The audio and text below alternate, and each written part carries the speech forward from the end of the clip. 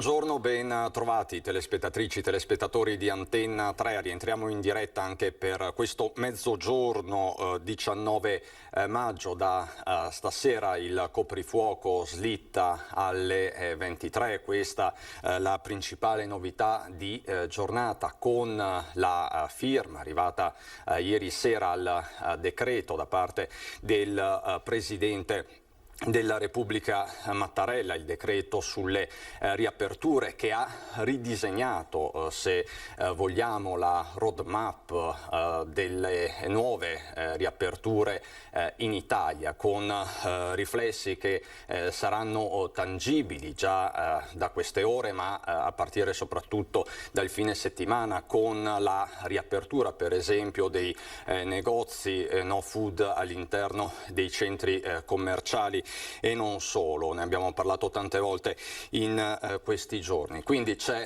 l'avvallo formale del Quirinale, del Presidente Mattarella, e ci sono anche delle importanti parole che sono state pronunciate ieri dal Premier Mario Draghi a margine del vertice sull'Africa a Parigi. Mario Draghi che ha ribadito come la strategia sia quella della vaccinazione e delle riaperture graduali. Partirei proprio dalle parole di Draghi.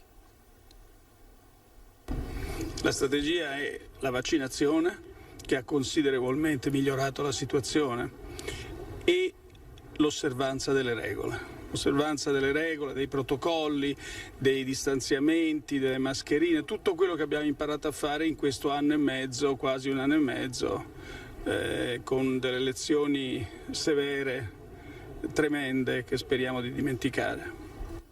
Lezioni tremende che ben conosciamo, ma importanti parole nelle scorse ore sono arrivate anche dal commissario Figliuolo, che ieri si trovava in Toscana. Figliuolo che di fatto è ritornato sul giugno della spallata, così l'aveva definita poco meno di una settimana fa in Veneto, concetti sui quali è ritornato proprio il commissario. Sentiamolo. Poi a giugno, con l'afflusso più massiccio di vaccini, potremo pensare ad andare ad avere delle inoculazioni massicce sul resto delle categorie. Penso alle categorie produttive piuttosto che al settore turistico alberghiero, al settore della grande distribuzione. Qui c'era il presidente di Unicoop, che ne hanno bisogno, le famose cassiere o cassieri, non voglio essere pari opportunità, che hanno lavorato dall'inizio della pandemia e sono stati, a mio avviso, eroici, così come i nostri medici, infermieri e operatori sanitari.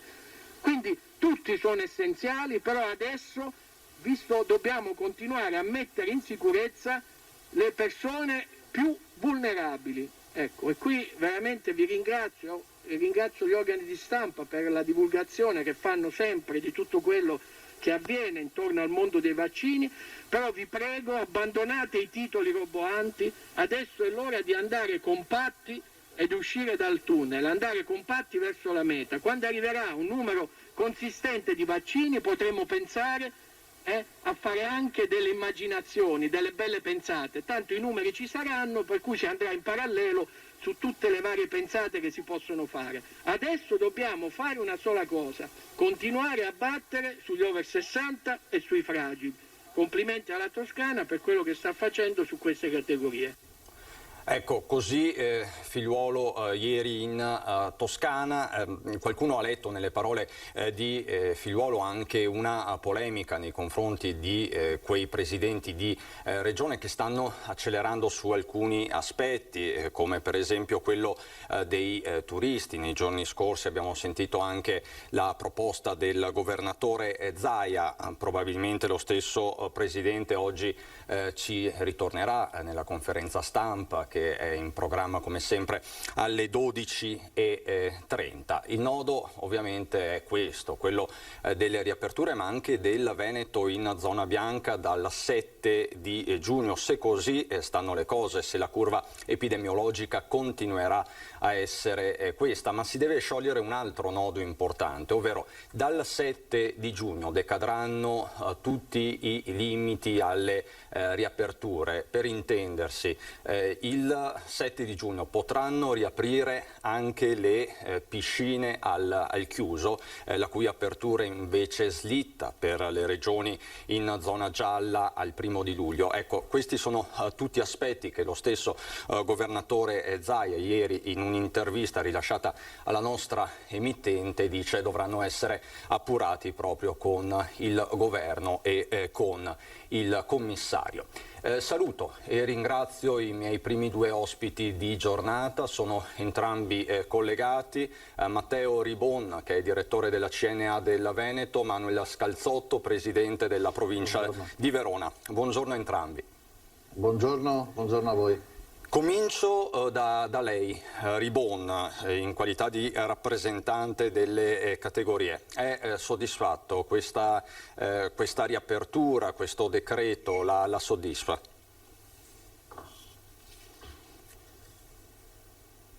Progressiva e questa accelerata che c'è stata, e devo dire che la strategia che è stata immessa in campo dal Presidente Draghi di un'azione progressiva sta avendo i suoi benefici perché è collegata ad un'azione importante sul tema delle vaccinazioni. Questo l'abbiamo detto dall'inizio, le 2 cose devono andare in parallelo, per cui se noi abbiamo un'azione positiva di vaccinazione soprattutto di quelle categorie più delicate, quelle che hanno più difficoltà, possiamo pensare ad una graduale riapertura, però tentando di stare attenti a una coerenza nei ragionamenti che riguardano le categorie. Cioè, quello che abbiamo visto anche nei mesi passati, in cui c'erano alcune distorsioni tra settore e settore, tra attività produttiva e attività produttiva, in realtà deve trovare una sua coerenza e quindi tentare di ragionare con criteri omogenei che possano essere utilizzati in qualsiasi contesto, sia di lavoro che di vita sociale. Ecco, quindi da un certo punto di vista gli elementi positivi. Ecco, ma secondo lei cosa accadrà il 7 di giugno con l'ingresso del Veneto in fascia bianca? Decadranno i vari limiti? Che interpretazione state dando in questo momento alle imprese? Guardi, a noi sembra quasi impossibile che dal 7 di giugno ci sia una situazione dove teniamo solamente mascherine e distanziamento sociale e diciamo igienizzazione delle mani. Credo che sia difficile una situazione di questo tipo, perché potrebbe essere, diciamo, da questo punto di vista un passo troppo in avanti rispetto ai passaggi progressivi che stiamo facendo. Però se c'è un ragionamento che va in questa direzione, noi siamo per fare in modo che le cose pian piano tornino a una nuova normalità. La chiamiamo una nuova normalità, non pensiamo che le cose arrivino con la bacchetta magica. Mi pare che l'azione stia via via procedendo per la strada giusta. Presidente Scalzotto, lei come la chiama? La chiama vecchia normalità, nuova normalità? Come si immagina il bianco per la provincia di Verona? Io lo immagino come momento di emotività, di gioia, di voglia di riprendere non solo le attività, ma prima ancora di voglia di vivere. Sento nelle persone che c'è il desiderio del bello, c'è il desiderio di rincontrarsi, di vivere anche la sensazione della libertà, di piccole scelte, di andare a mangiare un gelato con gli amici, di andare a prendere una pizza assieme alla fidanzata, cioè tutte queste piccole cose secondo me ci sono dentro di noi, ci sono intime ed hanno un'esigenza di permetterci di uscire. Credo che sarà un momento così di emotività, utile tra l'altro poi sotto quello che è l'aspetto naturalmente economico che diverrà il tema principale, speriamo quindi risolvendo quello che è il tema sanitario. Ecco, in provincia di Verona ci sono delle innegabili specificità. Mi riferisco per esempio non solo al turismo del Lago di Garda, ma al turismo della città d'arte per eccellenza.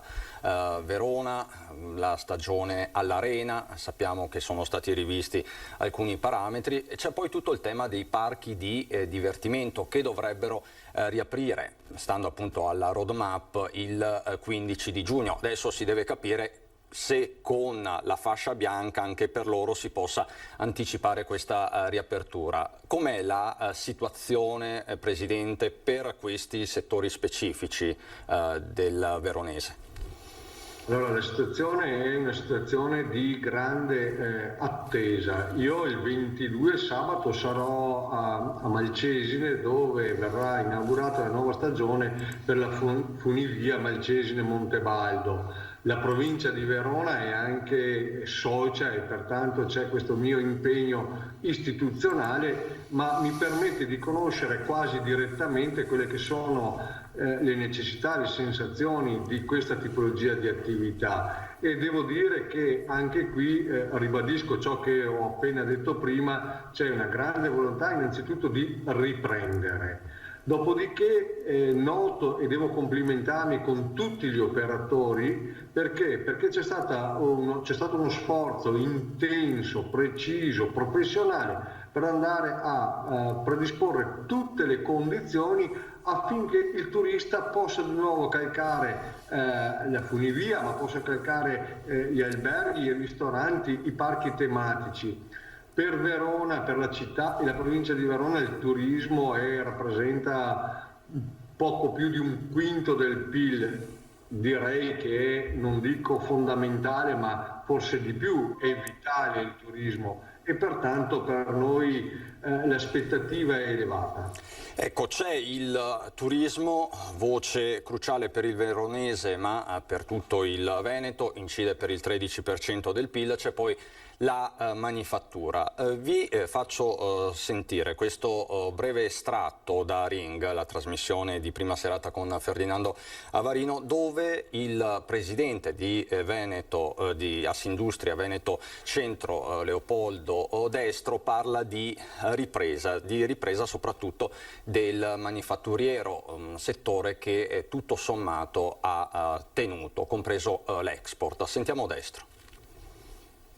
C'è qualche più e anche qualche più, diciamo, pesante, perché insomma abbiamo chiuso il primo trimestre con una bella doppia cifra, quindi un più 11% di produzione industriale, e quindi questo penso sia molto importante per il nostro settore. Mi lasci dire che anche alla fine dell'anno avevamo iniziato a vedere dei timidi segnali di ripresa, ma ancor prima diciamo che il 2020 poteva essere ancor più catastrofico di quello che comunque è stato, se il nostro sistema manifatturiero e anche dei servizi che ha permesso al manifatturiero di funzionare non avesse reagito e non si fosse reinventato ancora una volta e si fosse rimboccate le maniche, reagendo in maniera forte comunque a un nemico, a un fantasma forte come appunto è stato il Covid-19. Sono riuscite a reinventarsi le aziende? Cioè quelle che lei incontra, rappresenta, quelle che ha visto a distanza magari in questo periodo? Sono riuscite a reinventarsi. Come? Perché con tutte le limitazioni che ci sono state si sono reinventate il modo di far andare a lavorare i propri dipendenti, a rispettare le norme molto restrittive che c'erano all'interno anche delle aziende, quindi mettendolo a terra in maniera molto veloce, reinventandosi anche verso i clienti e quindi con i controlli che dovevano fare da remoto, quindi le certificazioni fatte da remoto, con le vendite online, con le manutenzioni predittive. Quindi si è messo a terra un qualcosa che fino all'altro ieri magari si faceva per un 5-10% e si è messo invece a terra per una percentuale molto più importante, continuando a far andare le nostre imprese, continuando a rimanere allacciati alle filiere internazionali dove le nostre aziende sono veramente inserite.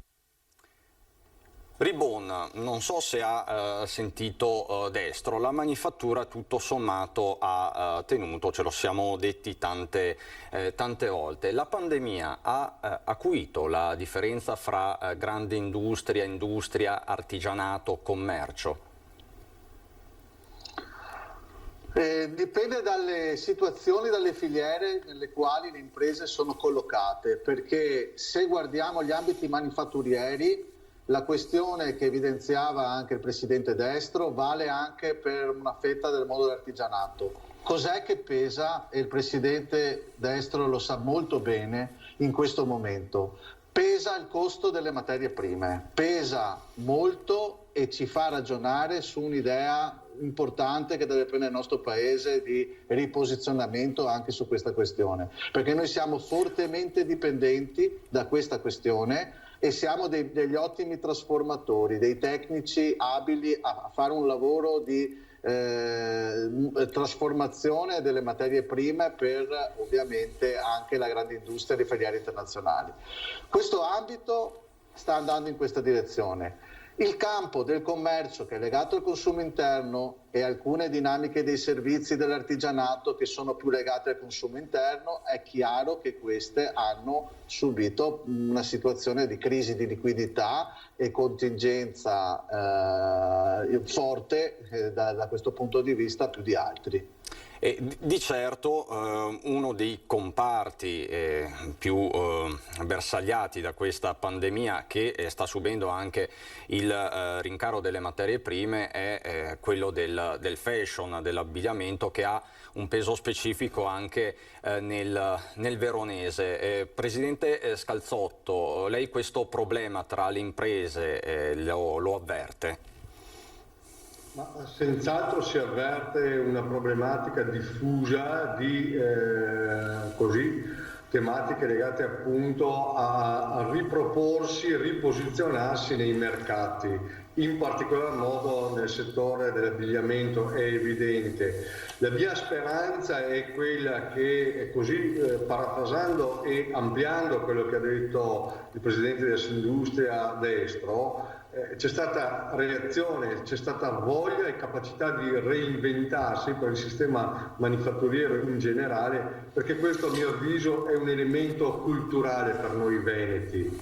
Noi la capacità di muoverci, di realizzare noi stessi attraverso l'operatività ce l'abbiamo, e quindi ci siamo confrontati immediatamente con questa voglia di rimetterci in gioco. È chiaro che per il settore manifatturiero e per l'abbigliamento ci sono delle tematiche in più. Le aziende non hanno venduto ciò che era stato prodotto l'anno scorso o solo in parte, e a questo hanno avuto la capacità e la creatività di riuscire a dare la possibilità di mantenere posizioni di mercato attraverso i nuovi strumenti, che anche qui la cittadinanza ha cominciato a conoscere e a lavorare in maniera diffusa. Pensiamo sostanzialmente agli acquisti online.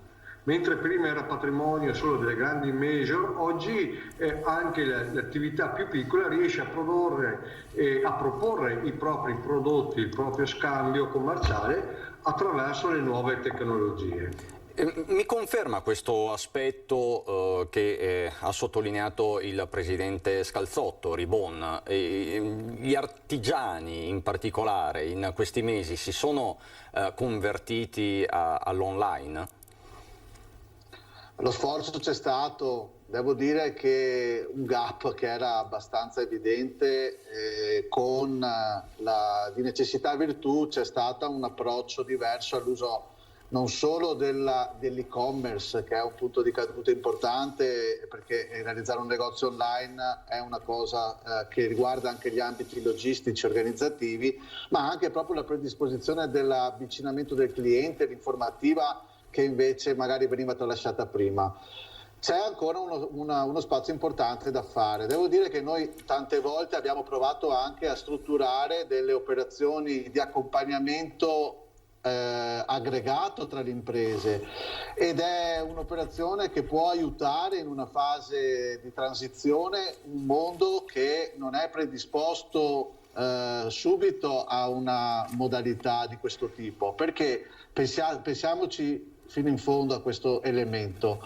Non basta creare delle piattaforme, servono delle competenze tecniche che sono particolarmente consolidate e importanti all'interno delle giovani generazioni per poter supportare questa transizione. E quindi Per adesso ci si sta muovendo in questa direzione qui. È importante che dal punto di vista istituzionale, dal punto di vista anche delle risorse che arriveranno, questo sforzo vada accompagnato, ed è uno sforzo che va di pari passo con l'inserimento dei giovani all'interno anche del mondo delle piccole imprese. E il tema delle competenze è un tema strategico anche per i territori e riguarda da vicino le nuove generazioni e anche le politiche dell'orientamento scolastico, Presidente Scalzotto. Su questo le province sono sempre in prima linea.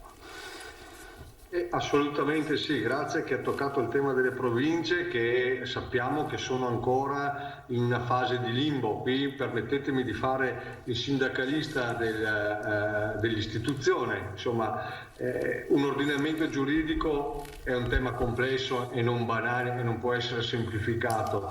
La scelta dell'abolizione delle province è stata improvvida e forse ha dimostrato una carenza di competenze proprio nel legislatore e in chi l'ha proposta. È assolutamente indispensabile, utile e importante riattivare con tutte le capacità che possono così avere le province, sia per l'aspetto dell'accompagnare l'istruzione, sia per tutti gli altri aspetti di promozione dei territori che vanno in abbinata, a mio avviso. Quindi le province ci sono. Oggi sono ancora monche per buona parte delle loro potenzialità, la politica ci sta ragionando, speriamo che acceleri in questi ragionamenti che vedo ormai così definiti come obiettivo in realtà. Allora, vi chiedo se potete pazientare proprio 2 minuti perché andiamo in pubblicità, poi ritorno da voi alle 12.30, ci colleghiamo con Marghera, con il Presidente Zaia, un breve lancio di agenzia che farà discutere il mondo della politica. Questa mattina incontrando degli alunni il Presidente Mattarella ha detto: io sono vecchio, tra 8 mesi mi posso riposare. Questo significa che per il momento esclude una rielezione al Quirinale, un nuovo mandato sulla falsariga di quanto successo con il predecessore Napolitano. Questo apre scenari politici svariati su tutti la partita del governo Mario Draghi, che dovrebbe appunto andare al Quirinale. Insomma, gli spunti sono tantissimi. Di certo questa affermazione di Mattarella farà molto discutere. Noi ci vediamo subito dopo la pubblicità.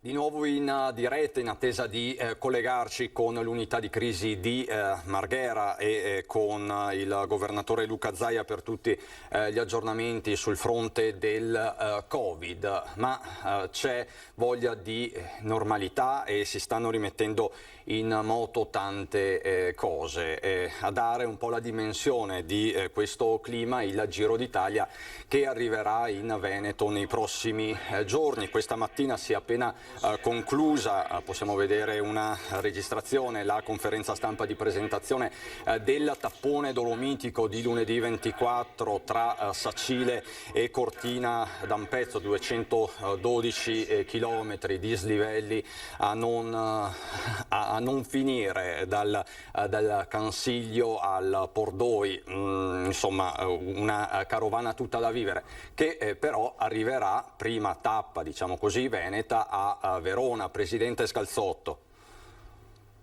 Sì, siamo molto contenti di così poter ospitare questa prima tappa che ci vedrà venerdì impegnati e concentrati sulla visione del Giro d'Italia. Fervono i preparativi, non ho ancora dettagli perché domani è previsto il COSP per andare ad affinare. La cosa che un po' dispiace è che sostanzialmente il pubblico non sarà ammesso, perché ancora siamo in un regime dove il Covid è da rispettare, se non fa più paura, ma comunque è molto da rispettare e quindi si devono vietare gli assembramenti.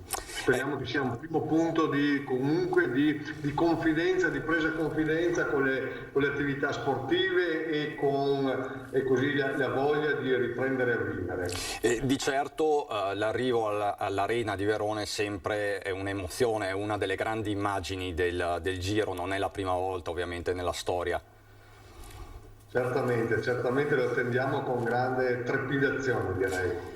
Ribon, quanto importanti sono i grandi eventi anche sportivi per rilanciare il territorio? Lo sono soprattutto per l'indotto che creano e anche per l'entusiasmo e la vivacità che danno al territorio. Valgono tanto sia i piccoli eventi che i grandi eventi, questo è sicuramente un segnale importante. Guardiamo ad esempio a quello che si sta mobilitando e si sta costruendo in vista delle Olimpiadi Milano-Cortina del 2026, cioè noi stiamo ragionando già adesso a tutta una serie di azioni di supporto, di operatività che possano in qualche maniera traguardare la scadenza che è prevista non solo nei giorni dell'evento ma tutto quello che è preparatorio. Questa cosa è tipica del nostro territorio ed è un valore aggiunto per il quale poi scelgono anche le nostre terre per grandi eventi e grandi attività.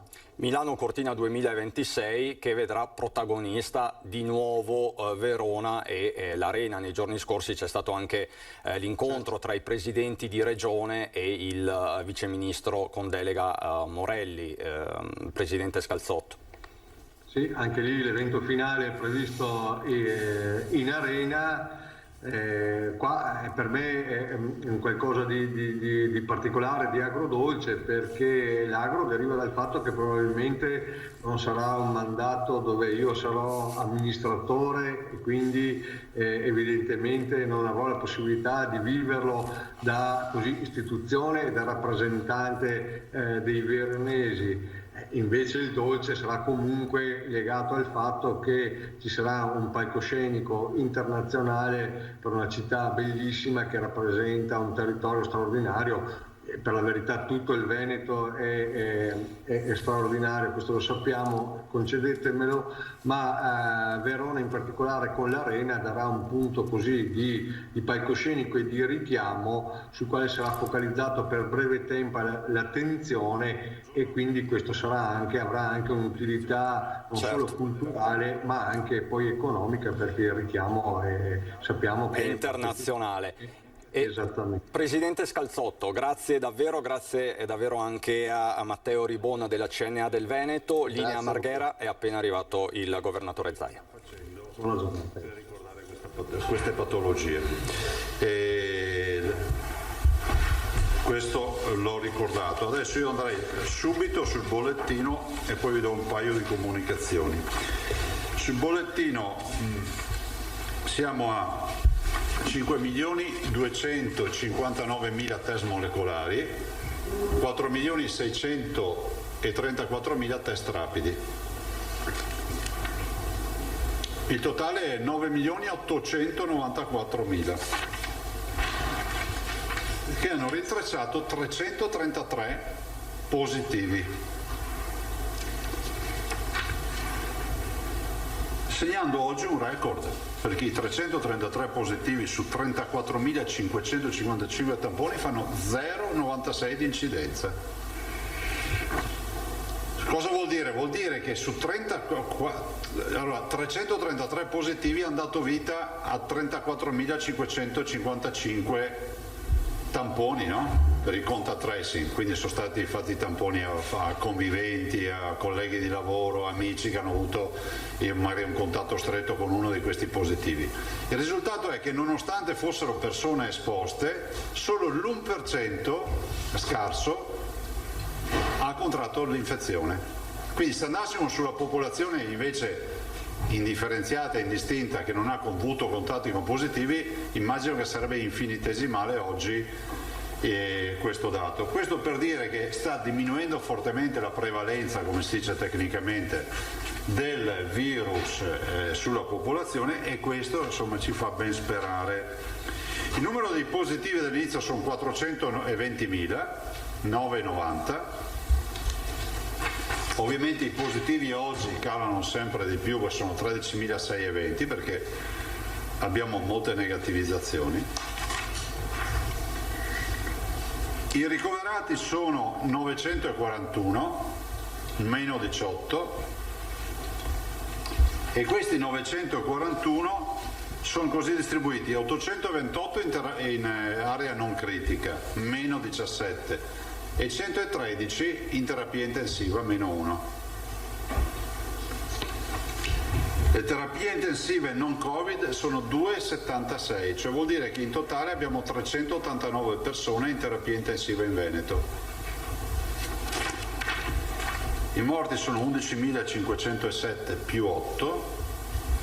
Vi ricordo che siamo ancora l'8ª regione in Italia per mortalità e quella con minor mortalità tra quelle più colpite, ovvero quelle del nord purtroppo. 21.383 sono i dimessi, cioè curati e dimessi. Allora, abbiamo indubbiamente buoni dati. Abbiamo una giornata che segna un record di un'incidenza sotto l'1% tra i potenziali contatti di un positivo, perché non abbiamo fatto 33.000 tamponi per strada o in una piazza, ma li abbiamo fatti a persone che hanno avuto contatti con un positivo. Forse tra qualche mese, tra qualche anno, tra qualche secolo ci spiegheranno questo andamento strettamente legato al clima di questo virus. Oggi non è dato a sapere fino in fondo cosa accada ogni volta quando arrivano le buone temperature, però abbiamo una certezza, che le vaccinazioni stanno dando ottimi risultati.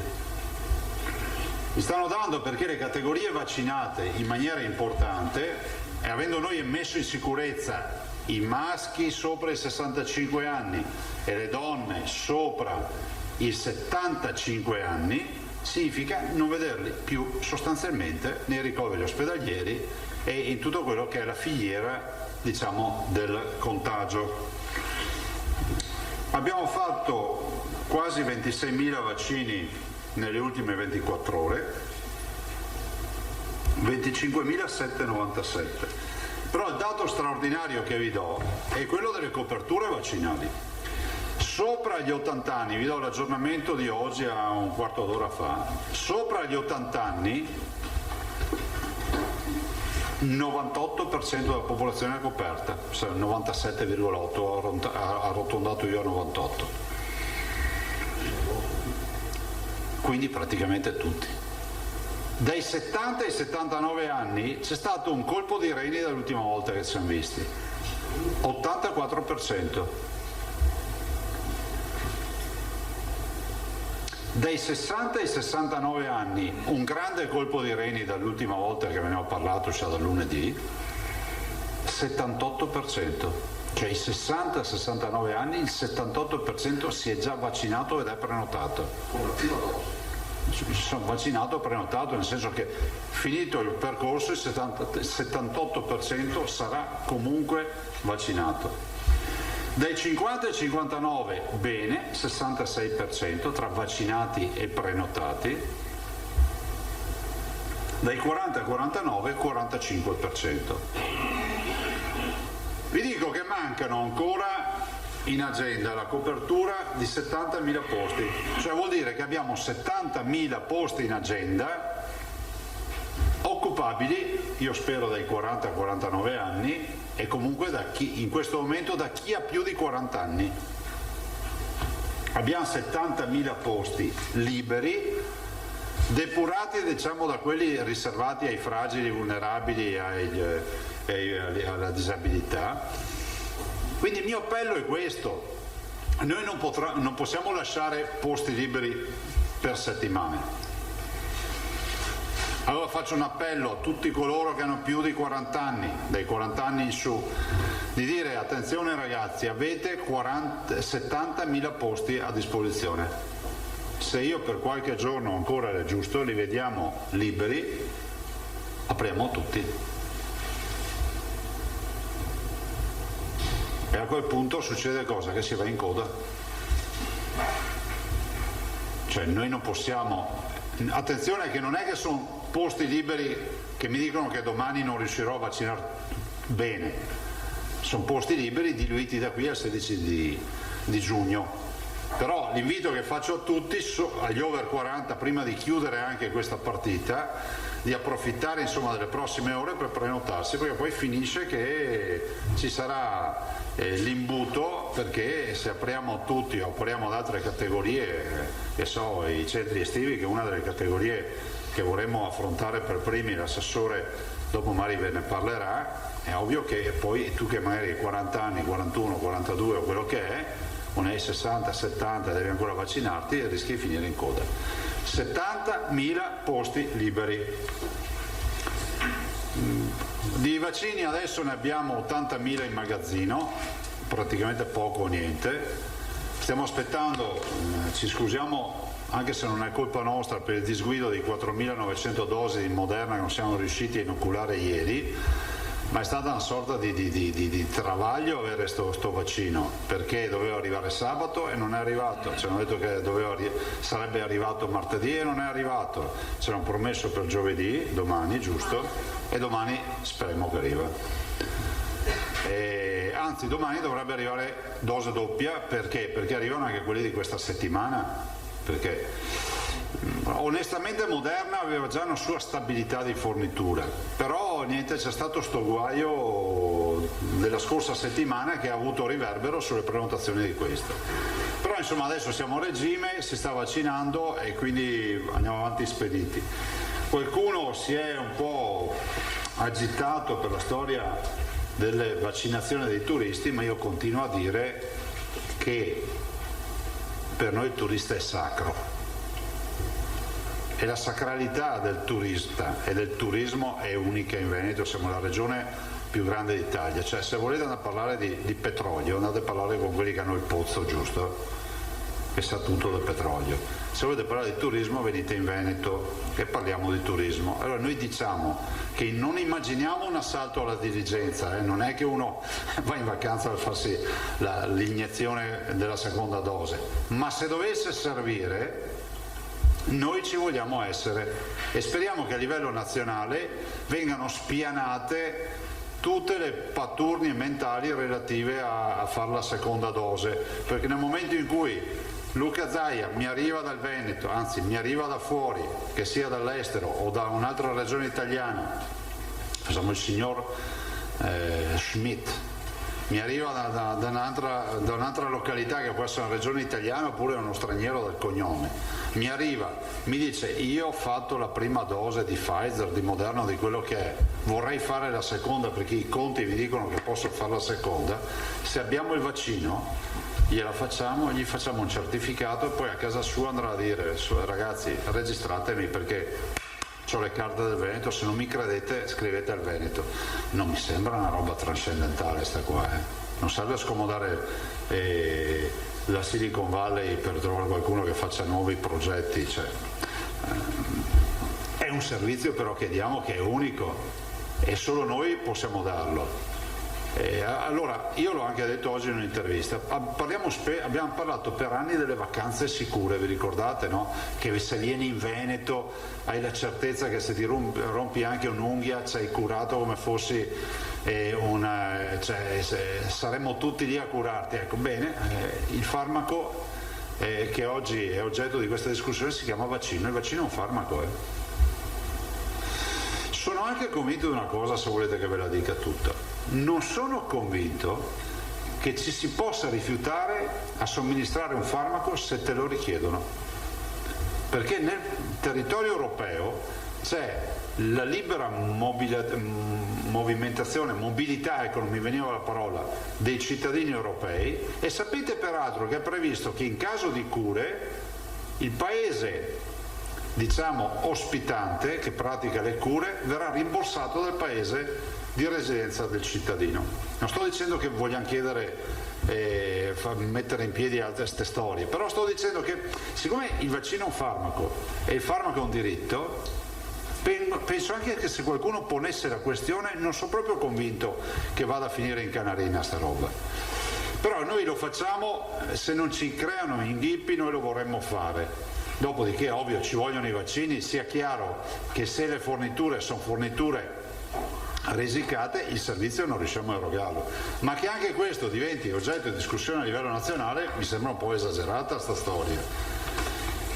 Detto questo, vi ricordo che da oggi, lo dico ai cittadini, perché ieri siamo mancati, oggi inizia il coprifuoco dalle ore 23. Ne approfitto perché poi voi siete stati la nostra cassa di risonanza in tutti questi mesi, lo siete ancora, per la comunicazione. Sapete che vedo tutti euforici perché il Veneto dovrebbe andare in zona bianca, vuol dire che per noi il coprifuoco finirà il 7 di giugno. Sì, se continueremo a calare nei contagi, se continueremo a comportarci bene, a portare la mascherina, perché bisogna fare 3 settimane sotto i 50 positivi su 100.000 abitanti. Questa è la prima, dopo la seconda, la terza dovremo arrivarci in teoria.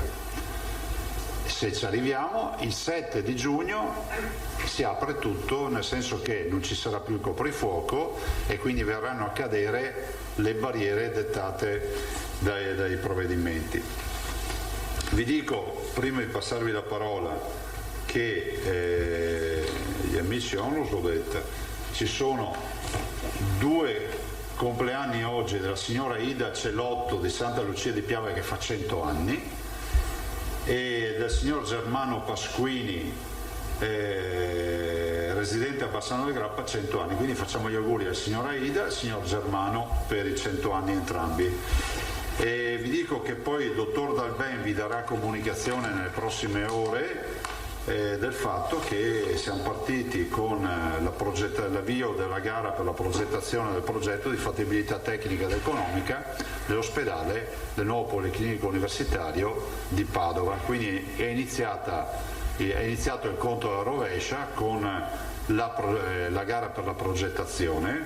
Si parte da una base di 4 milioni e mezzo di, vediamo se mi ricordo la cifra giusta, 4.200.000 euro, 607,91, insomma 4.200.000 euro, per poi in questa gara agganciarsi con il preliminare, l'esecutivo, insomma tutta la serie di progetti per un totale di 35.527.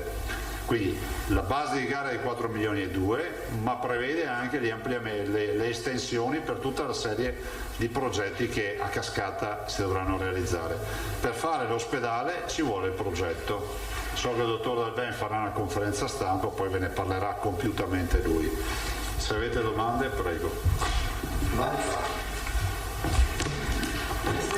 Buongiorno.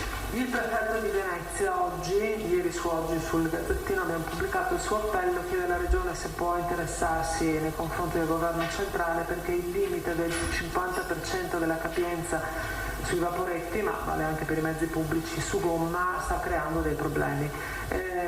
Oltre a questo, sempre sul limite del 50%, si sono fatti vivi anche i gestori dei trasporti privati che chiedono se quando diventeremo bianchi verrà meno la capienza al 50% per le comitive turistiche, per le gite. Sì, lì c'è un decreto, vi annuncio che l'assessore peraltro me ne ha parlato anche stamattina, l'assessore Lanzarin, ci stiamo interessando per questo sia sul fronte del trasporto acqueo che in generale del trasporto pubblico. Non per approfittare di una situazione diciamo di pace sanitaria, ma perché obiettivamente qualche problema c'è, in particolar modo sul trasporto acqueo dove oggettivamente garantire il 50% non ci permette di farlo perché mancano i mezzi, poi cioè, non è un problema anche di composizione delle flotte, quindi ci stiamo muovendo anche rispetto al governo rispetto a questo, questa è la risposta. Grazie. E per i privati invece? Sì, è lo stesso. Grazie. Poi passo a Belluno, c'è stato, ne abbiamo già parlato nei giorni scorsi, medici, operatori sanitari che si sono rifiutati di fare il vaccino, hanno fatto ricorso contro l'ULS, un primario poi ha ritrattato, insomma era per capire un po' che tipo di azione state facendo. C'è una legge dello Stato, anzi del governo, un decreto legge, un decreto che è stato approvato non più tardi del 26 aprile, che prevede appunto la fase di obbligatorietà per gli operatori. È un treno in corsa, no? Perché uno viene assunto, è stato assunto, e la legge arriva dopo. Noi abbiamo attivato le procedure di legge, quindi per il tramite dei direttori generali, quello che prevede la legge, cioè in maniera molto asettica. Se volete la mia impressione, ho l'impressione che questa materia del Novax, no? Perché se uno non si può vaccinare lo può documentare e finisce lì. Se uno non vuole vaccinarsi vuol dire che è contro la vaccinazione a casa mia. Ecco, penso che sia materia da tribunali poi alla fine, perché immagino che ci siano aspetti giuslavoristici, ci siano aspetti penali o di altro tipo, e quindi immagino che diventi una montagna di scartoffie e avremo i responsi forse fra 6, 7, 8 anni, quando a babbo morto, come si dice. Ecco, io continuo a dire una cosa, che i medici che non vogliono vaccinarsi sono medici comunque che hanno avuto una formazione nella quale era chiaro che la loro professione prevedeva l'utilizzo del farmaco che si chiama vaccino. Io non sono per l'obbligatorietà, però neanche che uno mi dica che ha fatto il corso di guardia giurata e non sapeva che doveva usare la pistola per lavorare. Cioè, che un medico oggi mi dica che il vaccino, cioè lui è contro i vaccini, e vabbè, a questo punto è vero che siamo nell'era dell'opinione e tutto è opinabile, però a me sembra, come si può dire, che venga meno anche il principio della formazione che ha avuto, perché se una persona avesse alzato la mano in quell'aula dell'università e il giorno della lezione sui vaccini avesse detto io sono contrario ai vaccini, mi immagino che non avrebbe mai neanche passato l'esame. Certo, si pone però un problema di personale, perché se ad esempio nell'US di Belluno sono così tanti, si è parlato di una sessantina, una cinquantina, e poi verranno, dovrebbero essere cambiati di settore, di mansione, perché questo prevede il decreto legge, si apre un buco. Ma io so anche che ci sono molti che poi stanno regolarizzando la loro posizione, in generale parlo a livello veneto, e quindi immagino che coinvolga anche Belluno. Dopodiché resteranno, diciamo, gli irriducibili, coloro che decidono. Allora sentite, nessuno di noi vuole prendere i farmaci, no? Non penso che non ci sia nessuno che si diverta a prendere farmaci, però è innegabile che farmaci come i vaccini o altro abbiano comunque allungato l'aspettativa di vita dei cittadini. Dopodiché hanno delle controindicazioni. Tutti i farmaci che assumiamo hanno delle controindicazioni. Io non sto facendo proseliti per i vaccini, sto dicendo come stanno le cose. Perché uno può dire, ma io non faccio l'antitetanica, ok, tu puoi anche non farla l'antitetanica, ma quello che se l'è inventata per un valido motivo, non perché era Big Pharma, perché doveva risolvere un problema che era quello del tetano, che faceva morti. Potete aggiornare sui numeri totali? Se ce li ha l'assessore, io non ce li ho. Non ce li ho perché io arrivo dalla Commissione Salute e abbiamo trattato anche questo argomento, perché comunque è articolato, c'è le procedure e tutto il resto, quindi abbiamo trattato anche questo argomento. Ho chiesto alla dottoressa Russo se mi dava anche un tornaconto, diciamo, anche diviso, quindi ospedalieri, territoriali e anche extraterritoriali, perché una preoccupazione, insomma, ne avevo già parlato anche col Presidente, è quella delle strutture extraterritoriali, cioè il discorso delle case di riposo per disabili. Già sapete che siamo in una sofferenza cronica importante. Se ci sono tante, adesso io non ho i numeri, persone tra OSS e infermieri, nello specifico infermieri, che si rifiutano di fare il vaccino, cioè loro lì non hanno tante possibilità di usarli in altri ambienti, perché comunque, insomma, quindi lì si potrebbe creare anche un problema. Quindi stiamo cercando di avere i numeri, ma anche di capire come non solo noi ma anche le altre regioni affronteranno questa cosa. Grazie. E l'ultima domanda, Presidente, ieri il generale Figliuolo diceva che non bisogna lasciarsi andare a facili propagande, era un invito rivolto a tutti i presidenti di regione, bisogna vaccinare gli over 60 e concentrarsi sugli over 60. Le chiedo il fatto che il Veneto, come altre regioni, abbia deciso poi di aprire a tutti quando resteranno dei posti lì, come giudica il richiamo arrivato dal commissario per l'emergenza? Penso che il commissario innanzitutto penso che pensasse a qualche realtà che qualche problemino ha. Io vi do solo un dato: noi abbiamo sganciato gli over 60, cioè tolto l'esclusiva delle prenotazioni over 60 quando erano prenotati al 62%. perché non c'erano occupazioni ulteriori. Oggi sono al 78%. Se noi fossimo stati lì ad attendere che prenotassero, noi non avremmo fatto il 66% dei 50-59 e il 45% degli 40-49. Per dire cosa? Che io sono assolutamente d'accordo sul fatto che deve essere messa in sicurezza quelle fasce di età, ma non si discute, dai 60 in su bisogna metterle in sicurezza, ma non possiamo neanche lasciare delle voragini nelle agende perché nessuno si prenota, e poi noi che siamo abituati a programmarci stiamo prenotando al 16 di giugno oggi. Se dopo qualcuno pensa di poter lavorare prenotando giorno dopo giorno è impensabile. Quindi noi siamo perfettamente in linea, non ci sentiamo neanche chiamati in causa da quelle dichiarazioni. Prego. Buongiorno Presidente. Buongiorno. Sì, la collega ha un po' anticipato il tema. Anch'io insisto, non vorrei appunto sembrare irriverente, ma lei oggi ha corretto, dando dei dati aggiornati, le tabelle che il Corriere della Sera ha pubblicato, dando una fotografia estremamente esatta delle percentuali anagrafiche delle popolazioni vaccinate. Mi pare che lei appunto i numeri che ci ha dato siano riferiti alla prima dose con impegnativa del richiamo ovviamente, non... Sì, cioè dei prenotati che hanno fatto prima dose, prima o seconda, o comunque delle teste che alla fine del loro percorso saranno vaccinate. No, siccome i numeri sono abbastanza diversi, c'è appunto un delta soprattutto per le categorie dei 60 e ai 70 è decisamente notevole. Fa capire che il Veneto, se è arrivato al 78%, è una situazione completamente diversa. Ecco, io le volevo chiedere, per tornare invece alla questione dei vaccini per i turisti che vengono in Veneto. Ecco, Allora, posso darti un dato così ci capiamo? Sì, prego. La popolazione Istat dei 60-69 è 603.000. Che hanno avuto la prima dose sono 355.000, quindi vedete più del 50%. Allora, 603.000, la prima dose 355.000.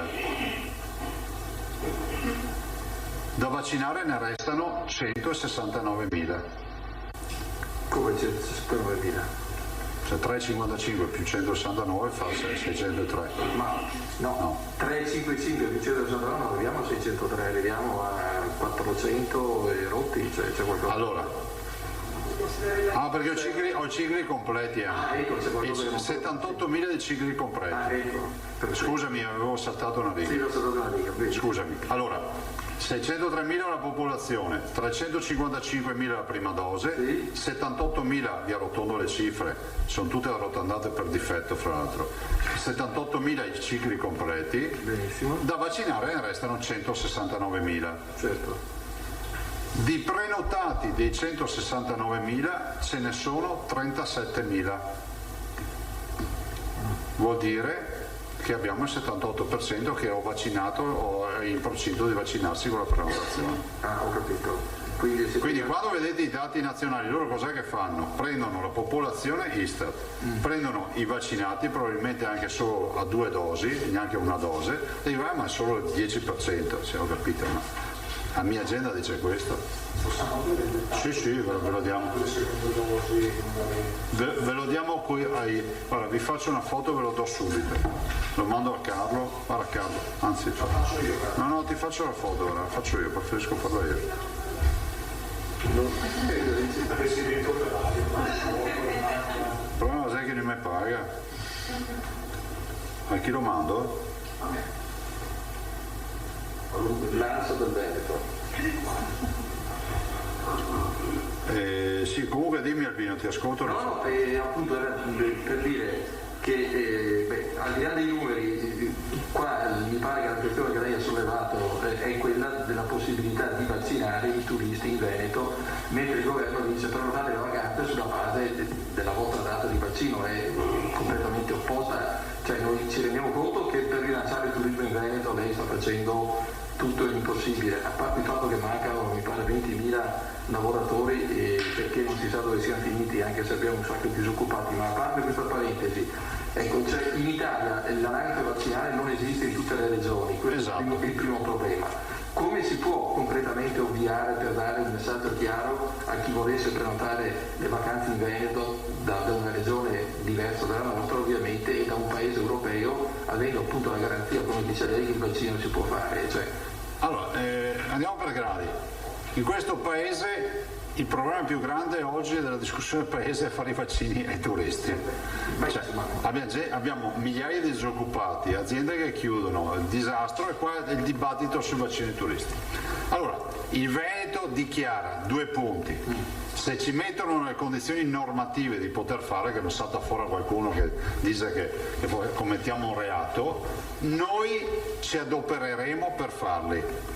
Per quanto riguarda l'assenza delle anagrafi vaccinali si risolve, perché se è vero che gli manca l'anagrafe vaccinale è vero che hanno le scartoffie, e se hanno le scartoffie gliene aggiungiamo noi una perché se la porteranno dal Veneto, c'è un pezzo di carta con una dichiarazione. Guardate che quando non c'era il computer c'era un archivio cartaceo, voi facevate il giornale solo su carta, oggi è su carta, è su digitale, ma non è che non faceste il giornale. Certo. Per cui a me sembra banale, no? Ovviamente noi avremo un'anagrafe di quelli che si sono vaccinati da fuori, dopodiché avranno il loro pezzo di carta, se lo perdono, se lo richiedono, glielo ristamperemo, perché facciamo un piccolo programmino per avere la nostra anagrafe. Scusa, non avete intenzione di fare forzature in tal senso? Cioè aspettate... Non le possiamo fare perché c'è il tema della norma, di una norma d'ombrello nazionale, cioè noi non siamo degli attaccabrighe, diciamo semplicemente che la regione più turistica d'Italia non può girarsi dall'altra parte davanti a un'istanza che io sono convinto sia minimale. Sì. Perché poi molti si programmeranno le vacanze in base alla seconda dose, le sappiamo tutti queste robe, ma se ci fosse, perché dobbiamo sbattere la porta in faccia ad uno? Dire a lui di no, ai turisti, ma noi no. Ma alcune regioni, scusa Alda, hanno ad esempio previsto il domicilio per la vaccinazione. A me risulta che il Lazio ad esempio abbia dato a persone venete o anche di altre regioni che lavorano in quella regione la possibilità di vaccinarsi. Questo succede anche qui. Penso che per noi è d'ufficio questo. D'accordo, ma questa formula può essere utilizzata per i turisti o no? Ma a noi non sembra dici bene, a noi non sembra. È una cosa analoga più o meno sul piano tecnico. Si dite, ma c'è guarda che se da fare una puntura e se fanno un certificato, non sai che gli danno una laurea in medicina. Adesso torna fuori il problema dell'iniezione e la laurea in medicina. No, un'altra domanda. Oggi lei dice che il coprifuoco è un tabù da eliminare, cioè lei è sempre stato, come dire, estremamente... E lo sono? No, estremamente cauto e prudente, e come dice anche il professor Palù, non abbiamo ancora concluso la battaglia contro il virus, l'ha detto al Fatto Quotidiano, quindi voglio dire... È autorevole. No, autorevole sì, il professor Palù certamente. L'ha detto a un giornale che ovviamente ha fatto del rigore alla propria bandiera. Ecco, detto questo, perché lei è convinto che il coprifuoco debba essere eliminato? Non è un segnale estremamente di eccessivo ottimismo? Avete già modificato l'RT, quello classico? Sì, chiaro. No, guarda, io non sono né aperturista né chiusurista. A me è stata fatta una domanda e ho risposto, e rispondo nuovamente a quella domanda, cioè ha senso oggi parlare di un coprifuoco? Allora io dico che se avesse senso non lo portavi dalle 10 alle 11, no? Lo portavi alle 6 di sera, alle 4 del pomeriggio, chiudevi tutti in casa. Allora, se me lo porti dalle 10 alle 11 e poi mi dici anche che dal 21 di giugno non ci sarà più, e che comunque dal 1 di giugno sarà dalle 24, giusto? Se non ho capito male. Allora io mi chiedo, se non ho capito male, il rischio sono gli assembramenti. Per la proprietà transitiva a me risulta che ci si assembri di giorno più che di notte, perché dalle 5 del mattino alle 11 di sera da oggi ci assembliamo nei mezzi di trasporto, a scuola, nei posti di lavoro, dove andiamo, e è difficile sostenere dal punto di vista sanitario che dalle 11 di sera lo scenario per il virus diventa pericolosissimo. Questo ho posto io. Quindi secondo me, ma non ci sarà nessuno che può smentirmi su questo, cercatelo. Attenzione, che non passi l'idea dell'imprudente, del liberi tutti, assolutamente no, ma se tu mi chiedi che senso sanitario è, io ti dico io non ce lo vedo. Tanto è vero che lo stesso governo non è che ha ristretto, ha allargato. Se dopo uno dice ma questa è una condizione psicologica per far capire al cittadino che il virus c'è, anche se non c'entra niente col coprifuoco, ok, ma lo dovete dirlo, perché a livello internazionale stanno leggendo che in Italia siamo ancora col coprifuoco e noi viviamo anche di turismo. Sì. Comunque siamo tra i paesi che hanno allentato di più. Sentivo oggi la Francia, ad esempio, lì fino alle 9, dopodiché si va tutti a casa e la RAI oggi ne spiegava che dal 16 di ottobre hanno tenuto chiusi tutti i locali fino a oggi, quindi voglio dire, non è che voglio dire questo, ma noi abbiamo fatto delle scelte dolorose quando la Francia non le faceva e nessuno veniva a ricordare l'Italia per le scelte dolorose che ha fatto quando la Francia non le faceva. Questa abitudine di andare sempre a cercare la virtuosità degli altri, cioè guardiamo anche quella nostra. Ma attenzione, vi è chiaro, io non sono liberi tutti, vi dico che davanti al coprifuoco ho difficoltà a giustificarlo a un cittadino. L'altro giorno c'è stato, scusatemi sta battuta, c'è stato un luminare che ha detto sì gli abbracci ma ancora no i baci. Cioè, ma volete dire che i fidanzatini, i morosi da 15 mesi non fanno più niente perché se non sono conviventi? Cioè, ma vi rendete conto? Cioè, come si fa a dire sì gli abbracci no i baci? Lei non crede alla castità, insomma? No, io credo. Cioè, è possibile che un certo limite si abbracci? Appunto no. Imposto dal Covid intendo, non da... Sì, ma credo anche che noi dobbiamo essere lì ad accompagnare questa nuova fase. Diciamolo, è una nuova fase, i vaccini l'hanno inaugurata questa nuova fase. L'ultima battuta, oggi dovrebbero decidere la composizione di questa commissione di inchiesta sulla sanità veneta. C'è mi pare un braccio di ferro tra le opposizioni per quello che possono contare, in termini numerici intendo, sui contenuti e sul tipo appunto di lavoro da svolgere. Ecco, il suo punto di vista in proposito qual è? Ma che troveranno sicuramente, come diceva un vecchio saggio, la quadra, no?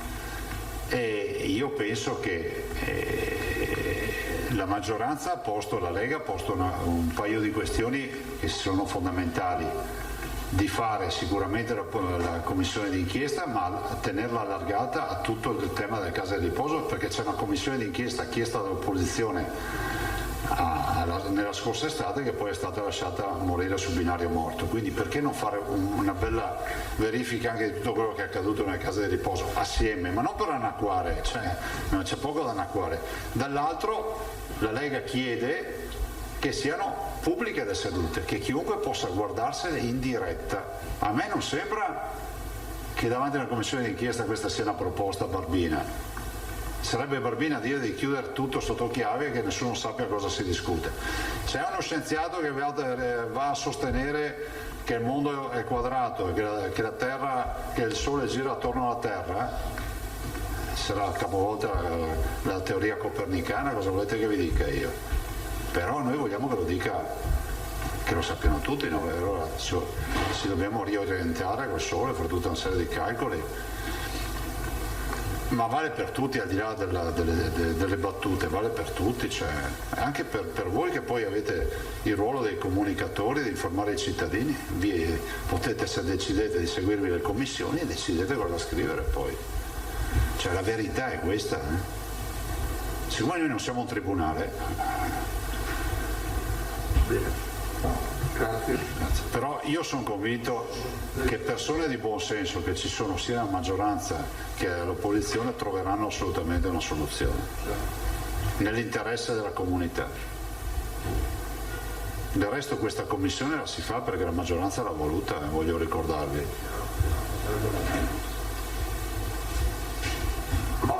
Poi Guidone, Antonella? No, chiarimenti che vogliono sentire dalla viva voce del Presidente. L'unico di cui si fidano, lo spostamento del coprifuoco comporta l'allungamento anche degli orari dei bar e dei ristoranti. Sì. Automaticamente è automatico. Possono aprire perché c'è questo dubbio. Sì. Ok, grazie. Sì, cioè da stasera alle 23. Bonnet, brevissimo, Guido. Sì, grazie, buongiorno Presidente, sarò brevissimo anch'io, volevo solo una precisazione, volevo capire se c'è una data precisa, una volta terminate le vaccinazioni degli over 40, se c'è appunto una data precisa dalla quale le vaccinazioni saranno aperte a tutti, insomma saranno libere a qualsiasi fascia di età. Guardate, se noi abbiamo 70.000 posti liberi oggi in agenda, se questo non verranno saturati, man mano verranno aperti nuovi posti, è inevitabile che noi si apra. Cioè, sto parlando di qualche giorno, perché è giusto che i 40-49 anni abbiano oggi un trattamento privilegiato, ma non all'infinito. Come è accaduto per i 50-59, non si avevano fatto oggi. Se poi hanno deciso di vaccinarsi poco, è una scelta loro, ma noi non possiamo togliere il diritto ad altri che vorrebbero vaccinarsi. E poi volevo sapere se avete dei riscontri, qualche numero, magari dalle USL, non lo so, su casi di persone che si sono vaccinate per la prima dose, che si erano prenotate per la seconda, ma poi non si sono presentate, hanno rinunciato alla seconda dose. No, non ci sono casi. Ce ne sarà, se me ne è trovato uno, ok c'è, ma no. Non abbiamo neanche segnalazioni, no. Non ci sono casi come questi. Peraltro, se può rincuorarvi, ieri ho letto un articolo scientifico, non mi ricordo più chi l'ha scritto, e parlava di una super risposta anticorpale con una finestra di 12 settimane negli RNA messaggeri, cioè nei vaccini, diciamo, e quindi addirittura 12 settimane adesso, no? Noi ci preoccupiamo dei 42 giorni, c'è chi dice che a 12 settimane hanno visto un picco maggiore, l'ho letto, per dire che insomma anche su queste proiezioni c'è molto da fare. No, stavo pensando alla domanda che ci hai fatto sui ristoranti. C'è il decreto che dice fino alle 22, il vecchio decreto, aperti fino alle 22 all'aperto. Però adesso, ampliando l'orario, secondo me si trascina l'apertura. Allora, visto che c'è un'altra questione Leguleia, cioè il Veneto va in Scusa, prova a sentire il bottone nel frattempo. Grazie. Il Veneto in zona bianca, diciamo dal 7 giugno, se tutto va bene. Questo quindi comporta che dal 7 giugno in Veneto apriranno anche tutte quelle attività che in base al decreto... Non quelle sospese, tipo la discoteca no. Ma tipo le piscine all'aperto, i matrimoni, cioè queste attività che per... No, quelle sono tutte regolamentate dal decreto, per questo ti ho detto. Quindi anche se il Veneto va in zona bianca dal 7 di giugno, le attività che per decreto di aperture hanno tipo matrimoni il 15 di giugno. Esatto, 15 giugno, 1 luglio dovranno comunque aspettare anche in Veneto quelle date. Sì. E invece i ristoranti hanno? Sì. Per questo ti ho detto sui ristoranti si trascina, perché se tu leggi quando parla dei ristoranti in questo decreto, dice... fa riferimento all'apertura, no? Per cui io deduco che per consecuzione insomma ci sia questo trascinamento. Non dico questa dico questa delle riaperture, perché secondo me dal testo del decreto non era così chiara, cioè il fatto che la zona bianca... Allora facciamo così per evitare di dare robe così al volo, e vi portiamo una interpretazione autentica domani, in modo tale che siamo più tranquilli. Ok, grazie. No, grazie. Come? No, quella dei ristoranti vi mandiamo una nota stasera, ma penso sia proprio così a ore 23. Però mandiamo una nota in modo tale che sia ufficiale. Una FAC. Sì, una FAC. Altre domande? Grazie. C'è l'assessore, mi dice due robe sul tema del... Assessore, scusa, pensavo avessi terminato anche tu. Prego. No, allora diamo anche un aggiornamento, perché so che ci sono tante strutture parrocchiali e non parrocchiali che aspettano le famose linee guida per i centri estivi, no? Che non sono ancora state emanate, e non sono state emanate perché c'è un'emanazione nazionale in capo al ministro Bonetti che si sta allungando, nel senso che c'era un protocollo. Il protocollo poi è stato visto dalle commissioni istruzioni e politiche sociali e poi è stato affidato al gruppo di lavoro, quello che coordiniamo noi delle 5 regioni per le linee guida, che hanno semplificato quel protocollo. Poi il protocollo nuovo, quindi con le linee guida, è andato in conferenza delle regioni, approvato più o meno più di 15 giorni fa, quindi circa 15-20 giorni fa, con il contatto diretto col capo gabinetto il ministro Bonetti, per poi affinché poi venisse adottato dal ministro Bonetti specificatamente. Siamo quindi un po' in ritardo di 15-20 giorni. Da notizie che ho io, 2 giorni fa era il CTS, quindi penso che nella giornata di oggi, mi auguro massimo domani, dovrebbe uscire ufficialmente, quindi con le linee guida nazionali e poi le regioni insomma, di conseguenza su centri estivi, campi, insomma tutte quelle che sono le attività. Noi stiamo facendo un ragionamento perché chiaramente aprendosi tutta questa attività abbiamo tutti gli operatori volontari che seguono i ragazzi, no? E io ho incontrato anche la giovanile pastorale del Triveneto che segue tutti. Scusate, allora è confermato che si trascina l'orario, quindi 23 coprifuoco fino alle 23 l'esercizio. Grazie. Ho incontrato, dicevo, anche la giovanile pastorale del Triveneto insieme poi a FISM e ad altri che sono quelli che poi li seguono e si stava ragionando con loro sulla protezione degli animatori e dei volontari, in particolar modo di quelli che accompagnano i ragazzi nei campi estivi in montagna piuttosto, no? Quindi allora stiamo raccogliendo un po' di numeri e di dati anche per avere insomma contezza di quanti potrebbero essere, erano quelli che il Presidente diceva che potremmo insomma mettere in protezione, quindi vaccinare proprio per l'apertura di queste attività. E quindi insomma siamo in questa fase, quindi dovrebbero uscire penso tra oggi e domani, e in più noi insomma avremo anche un quadro complessivo di quanti potrebbero essere. Vi dico un numero che mi ha detto la giovanile pastorale del Triveneto, dicono che parlano circa di 17.000 tra operatori e volontari, altri 3.000 mi dicono la FISM, quindi legati ai 06. Adesso stiamo chiedendo all'ANCI anche per capire quelli che sono in gestione dei comuni, insomma avere un quadro complessivo e poi faremo delle valutazioni. Oggi pomeriggio alle 2:30 invece vi anticipo e poi vedremo insomma domani o nei giorni successivi faccio un incontro con il mondo del turismo e la prevenzione, quindi con Federalberghi, Confturismo, Confindustria eccetera, per capire bene anche rispetto circolari, visto che sappiamo insomma la stagione è vicina, Pentecoste, c'è già la previsione di arrivi di tedeschi e austriaci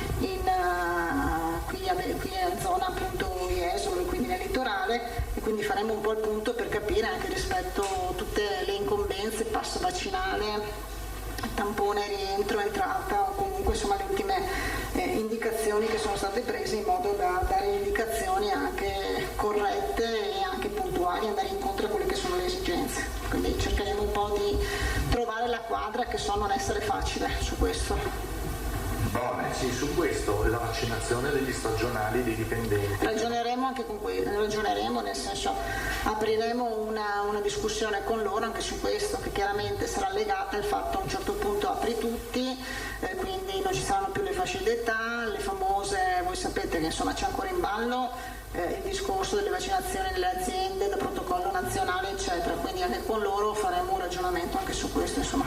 No, perché mi risulta che per esempio a Jesolo l'ex bocciodromo è già pronto ed era stato destinato proprio a questo scopo. Sì, no, le strutture per quanto ci riguarda so che sono pronte, si sono già attivate, io so che hanno anche parlato con Federfarma, quindi anche un circuito che coinvolge le farmacie e quant'altro. Adesso dobbiamo un po' mettere insieme tutti questi pezzi e poi capire anche rispetto a previsioni, indicazioni e tutto il resto, come agiamo anche noi. Altre domande? Antonella Prigioni. Assessore, buongiorno, mi scusi, esiste il malumore da parte dei medici in medicina generale per il loro contributo alle vaccinazioni?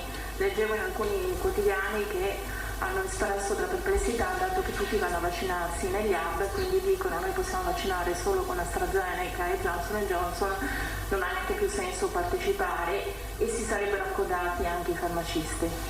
Allora, per quanto riguarda i medici di medicina generale c'è l'accordo appunto che ha avuto seguito, oggi dico i numeri a memoria ma possiamo darvi anche la tabellina, mi sembra che ce l'abbiamo aggiornata ad oggi. Noi abbiamo effettuato circa 150.000 somministrazioni e stanno coinvolgendo 2.500, 2.400 e qualcosa, insomma quasi 2.500 medici di medicina generale. Hanno vaccinato con AstraZeneca ma sono andati a domicilio, quindi hanno vaccinato anche con Pfizer o Moderna, quindi con gli altri due vaccini. Ho visto anch'io i comunicati, è chiaro che quando parliamo di numeri importanti hub vaccinali, insomma l'organizzazione è un'organizzazione più complessa, però loro fanno parte comunque di quella che è l'organizzazione nostra, questo l'abbiamo sempre detto e continueremo a dirlo.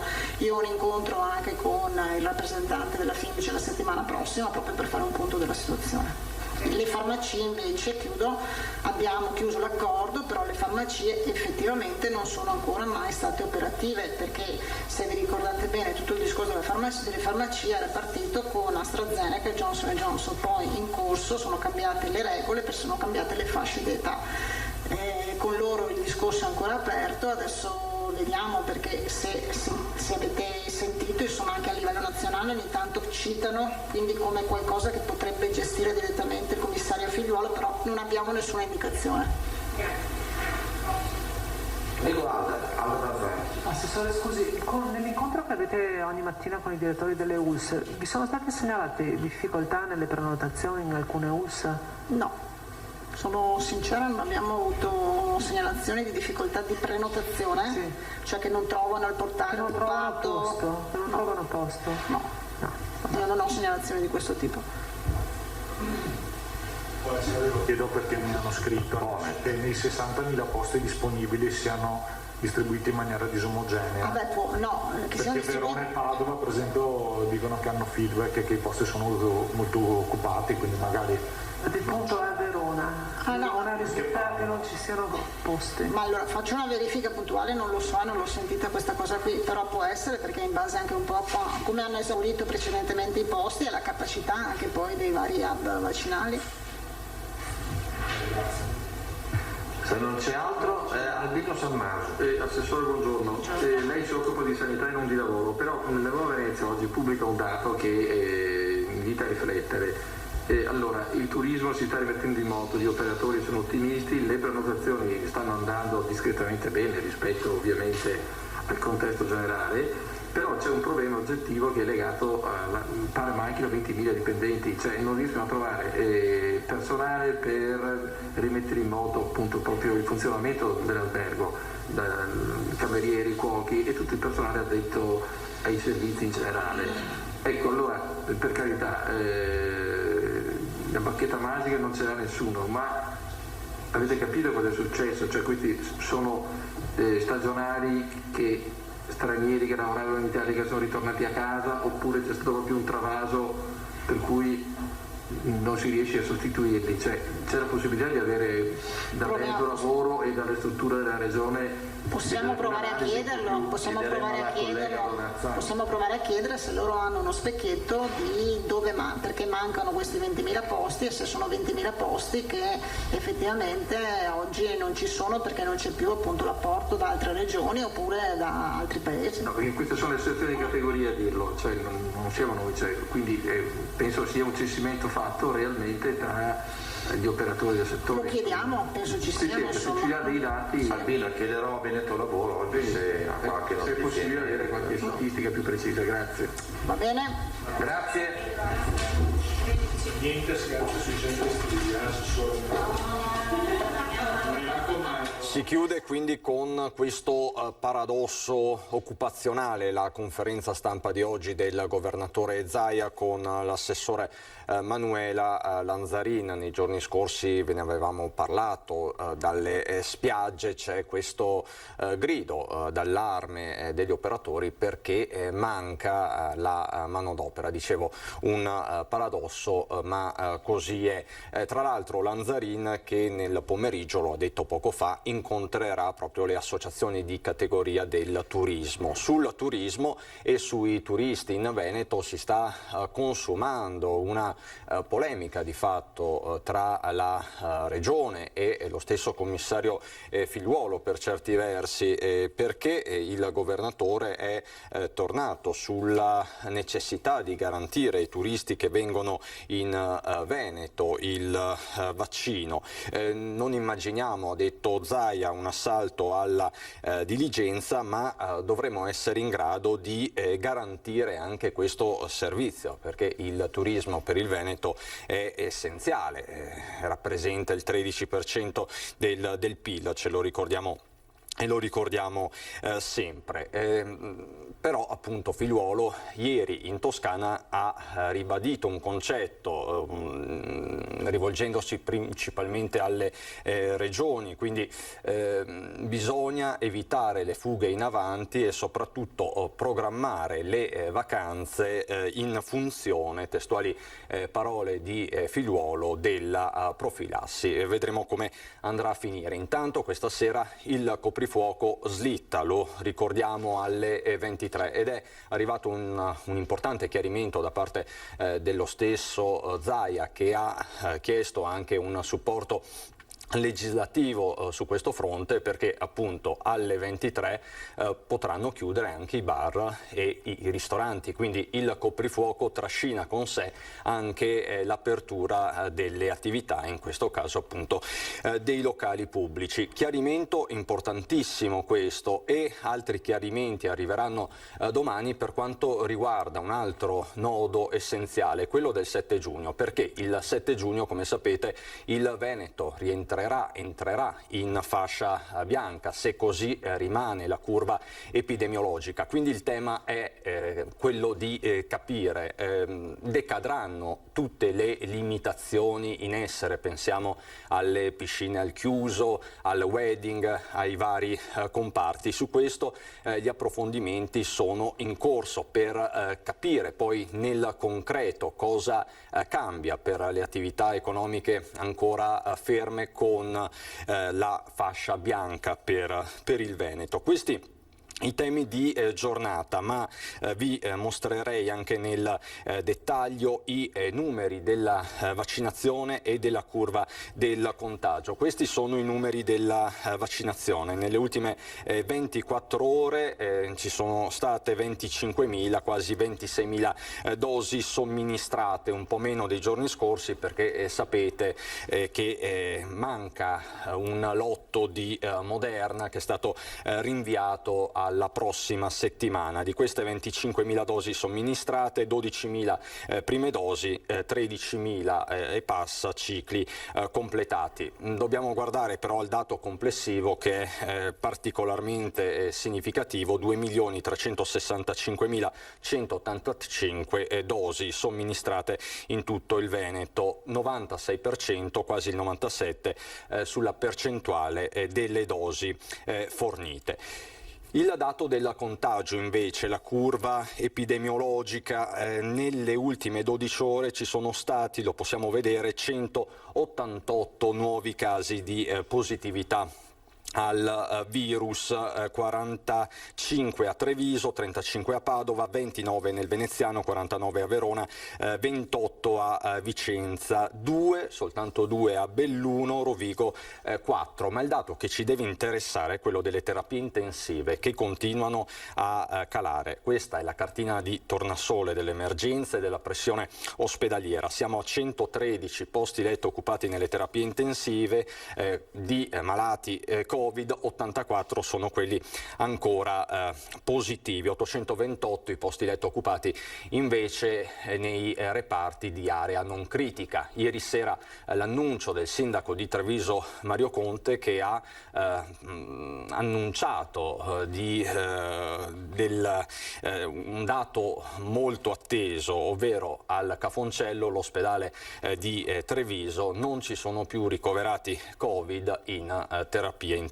Sembra quasi un sogno, ma è il segno di un andamento che appunto lascia diversi spiragli all'orizzonte. Questo nelle ore in cui il presidente Mattarella ha firmato il decreto sulle riaperture che ha un'importante novità, è entrato in qualche modo nel dettaglio di una questione di cui tanto si è discusso, ovvero il famigerato Green Pass, che avrà validità di 9 mesi dalla data del completamento del ciclo vaccinale, ma non solo. Il testo di legge che è stato vidimato dal Capo dello Stato dispone inoltre che il Green Pass sia rilasciato anche contestualmente alla somministrazione della prima dose di vaccino. Quindi per il Green Pass basta la prima dose di vaccino, il documento però è valido dal 15° giorno dopo la prima somministrazione fino alla data prevista per il completamento del ciclo vaccinale. Questo è un tema ovviamente importante anche per chi intende muoversi in questa estate. Non ci sono particolari aggiornamenti sul fronte del Covid. Vi lascerei con un aggiornamento invece di cronaca dal Padovano, dove ha fatto molto scalpore il caso delle bugie del raggiro di cui è stato vittima Don Albino Bizzotto, fondatore dei Beati Costruttori di Pace, che porta alla luce il dramma di molti sacerdoti della diocesi di Padova. A tal proposito è intervenuto anche il vescovo. Sentiamo. Oggi è il primo giorno. Non è un caso isolato quello di Don Albino Bizzotto, il prete dei poveri, fondatore dei Beati Costruttori di Pace. 370.000 euro in 2 anni, da luglio 2018 a luglio 2020. Tanto ha dato il sacerdote a un gruppo di nomadi convinto da bugie e ricatti, a fronte di un numero esorbitante di telefonate, 14.000. Soldi che Don Albino si sarebbe fatto prestare da persone e che sarebbero stati della stessa associazione di cui adesso non è più presidente. 11 le persone raggiunte da ordinanze di custodia cautelare al termine dell'indagine della Guardia di Finanza di Padova con l'accusa di tentata estorsione e circonvenzione di incapace. Tra di loro anche il mago delle truffe con lo specchietto. Non un caso isolato il suo. Vittime di raggiri e truffe non solo preti attivi in un'associazione, ma anche i sacerdoti delle parrocchie. Siamo stati raggirati per somme molto alte e questo ci preoccupa. Ci preoccupa perché ovviamente qualcuno se ne approfitta e qualcuno ci rimette, e in genere a rimettere ci sono le persone anche deboli e fragili, come possono essere i preti più anziani. È brutto questo. Le indagini della Guardia di Finanza hanno portato a ipotizzare almeno 1.800.000 euro di ammontare di cifre legate a truffe. Da 1 anno e mezzo la diocesi di Padova è al lavoro in stretta sinergia con la Guardia di Finanza. I parroci vanno sostenuti e aiutati a capire quando qualcuno si sta approfittando di loro. Vanno anche aiutati a non sentirsi soli e a condividere le decisioni. Questi gli aggiornamenti dal Padovano. Per il momento è tutto, vi rimando alla nostra pagina di approfondimento subito dopo la pubblicità con Monica Giomo, amministratore delegato di Servizi Treviso, Graziano Basso, responsabile fiscale sempre di Servizi Treviso, e da Servizi Treviso anche la responsabile fiscale provinciale Giuliana Maffei. Ci concentreremo sulle dichiarazioni di redditi 2021, sull'ISEE, sul famoso, ormai divenuto famoso, assegno unico per la natalità. Tutto questo subito dopo il meteo e la pubblicità. A fra poco.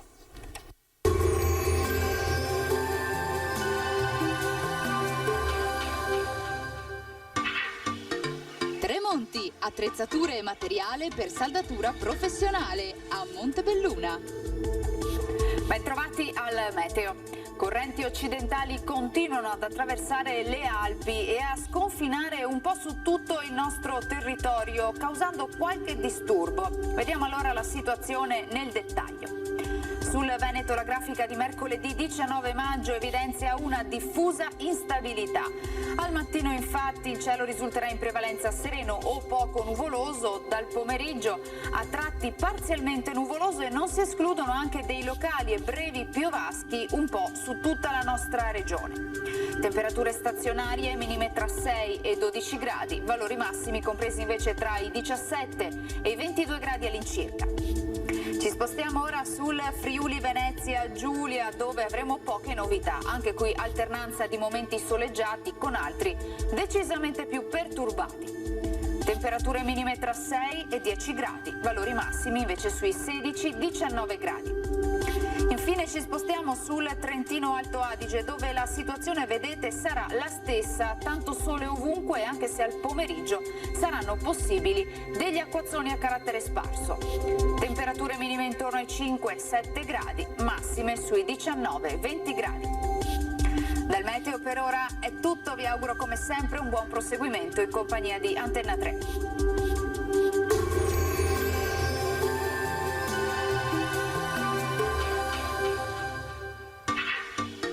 Tremonti, attrezzature e materiale per saldatura professionale a Montebelluna.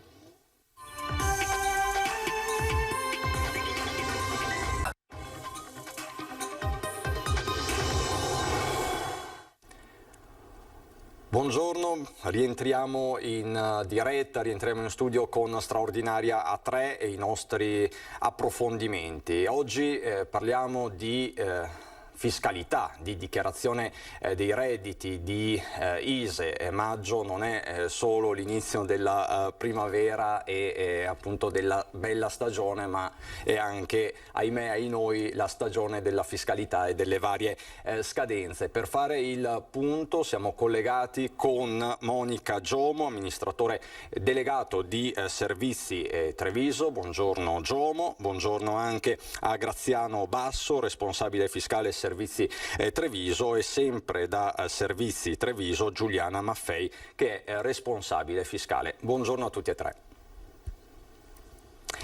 Comincio con lei, Giomo, perché in questi giorni il tema è diventato centrale, soprattutto dopo la giornata di venerdì con gli stati generali sulla natalità che si sono tenuti a Roma. Hanno visto la partecipazione anche di Papa Francesco, non soltanto del Premier Draghi. Si è parlato appunto di questo strumento, di questo nuovo strumento di assegno unico, tema che ripone al centro però tutta la questione dell'ISEE e dell'ottenimento dell'ISEE attraverso la DSU, che è la dichiarazione sostitutiva unica. Io partirei proprio da qui, se lei è d'accordo. Sì, allora la natalità è sicuramente uno dei problemi che maggiormente si vive in questo ultimo periodo, anzi direi anni, e anche da uno studio dello SPI-CGIL che ha rilevato appunto una diminuzione notevole di nascite di bambini.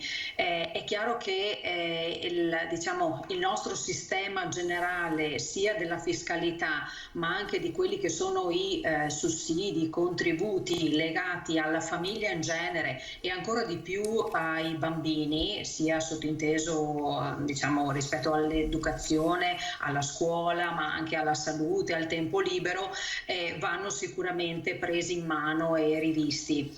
Questo per dare degli strumenti alle famiglie, sia per poter far fronte a quelle che sono le esigenze familiari e contemporaneamente mantenere un'attività lavorativa. Sappiamo che chiaramente le donne sono le persone che maggiormente, quando parliamo di famiglia e di figli, sono quelle che in qualche misura sono forse più penalizzate, ma proprio per a volte la mancanza di sussidi sufficienti a appunto ottenere sul piatto della bilancia entrambe le cose. È è da tempo che si sente parlare, come diceva lei, di assegno unico e universale. Forse siamo giunti o forse partiamo verso un arrivo che ci porterà a incrementare e a modificare quelli che sono gli aiuti proprio rivolti ai figli e comunque alla famiglia in genere. Questo nuovo assegno unico di fatto oggi, tanto per tranquillizzare anche chi ci sta ascoltando, i lavoratori o comunque insomma le famiglie, non ci sono certezze. Chi legge il quotidiano, chi ascolta la televisione può apprendere oggi, come diceva lei, delle notizie che però devono essere confermate dall'emanazione, dalla pubblicazione dei decreti legislativi attuativi. Oggi sappiamo che probabilmente dal 1° luglio noi eravamo soliti sapere che chi ha diritto di ottenere appunto l'assegno familiare, il vecchio assegno familiare, dal 1° luglio si metteva in moto e poteva fare richiesta appunto poi all'INPS, inoltrando la domandina al proprio datore di lavoro per ottenere questa somma di denaro attraverso la busta paga. Oggi ci viene detto che probabilmente avremo un cambiamento che non sarà radicale dal 1° di luglio, quindi uno stravolgimento. Avremo in parallelo il mantenimento dei vecchi assegni familiari probabilmente e l'introduzione di un cosiddetto assegno ponte, ossia un aiuto ponte per i 6 mesi per arrivare fino al 31/12 del 2021, in modo tale con gennaio 22 partire e allinearci rispetto all'introduzione effettiva di questo assegno unico. L'unica cosa che sappiamo per certo è che questo assegno unico universale, uno degli elementi fondanti non è più il reddito ma l'ISEE. L'ISEE, ossia questo indicatore che consente appunto alle famiglie, ai lavoratori, ai cittadini di poter ottenere non solo in questo caso l'assegno unico quando entrerà in vigore, ma anche tutta una serie di sconti e benefici di cui poi nel merito entrerà chiaramente Giuliana a dare una panoramica, in modo tale che le persone sanno che una volta fatto per tutto l'anno c'è la possibilità attraverso questo valore effettivamente di integrare il reddito familiare, quindi vale la pena, un servizio gratuito e una volta raccolta la documentazione lo si fa e sul serio può essere un grande aiuto. Ed è pronta per ogni evenienza, perché lei diceva bene, la volontà politica è quella di attivare il tutto da luglio, però come sappiamo poi ci si perde talvolta nei vari decreti attuativi e nelle disposizioni operative. Ecco, un altro concetto importante che lei ha detto, Giomo, è questo assegno ponte che riguarda principalmente, se non sbaglio, lavoratori autonomi e disoccupati, mentre per i lavoratori, diciamo così, a titolo subordinato, dipendenti, resta l'impalcatura tradizionale.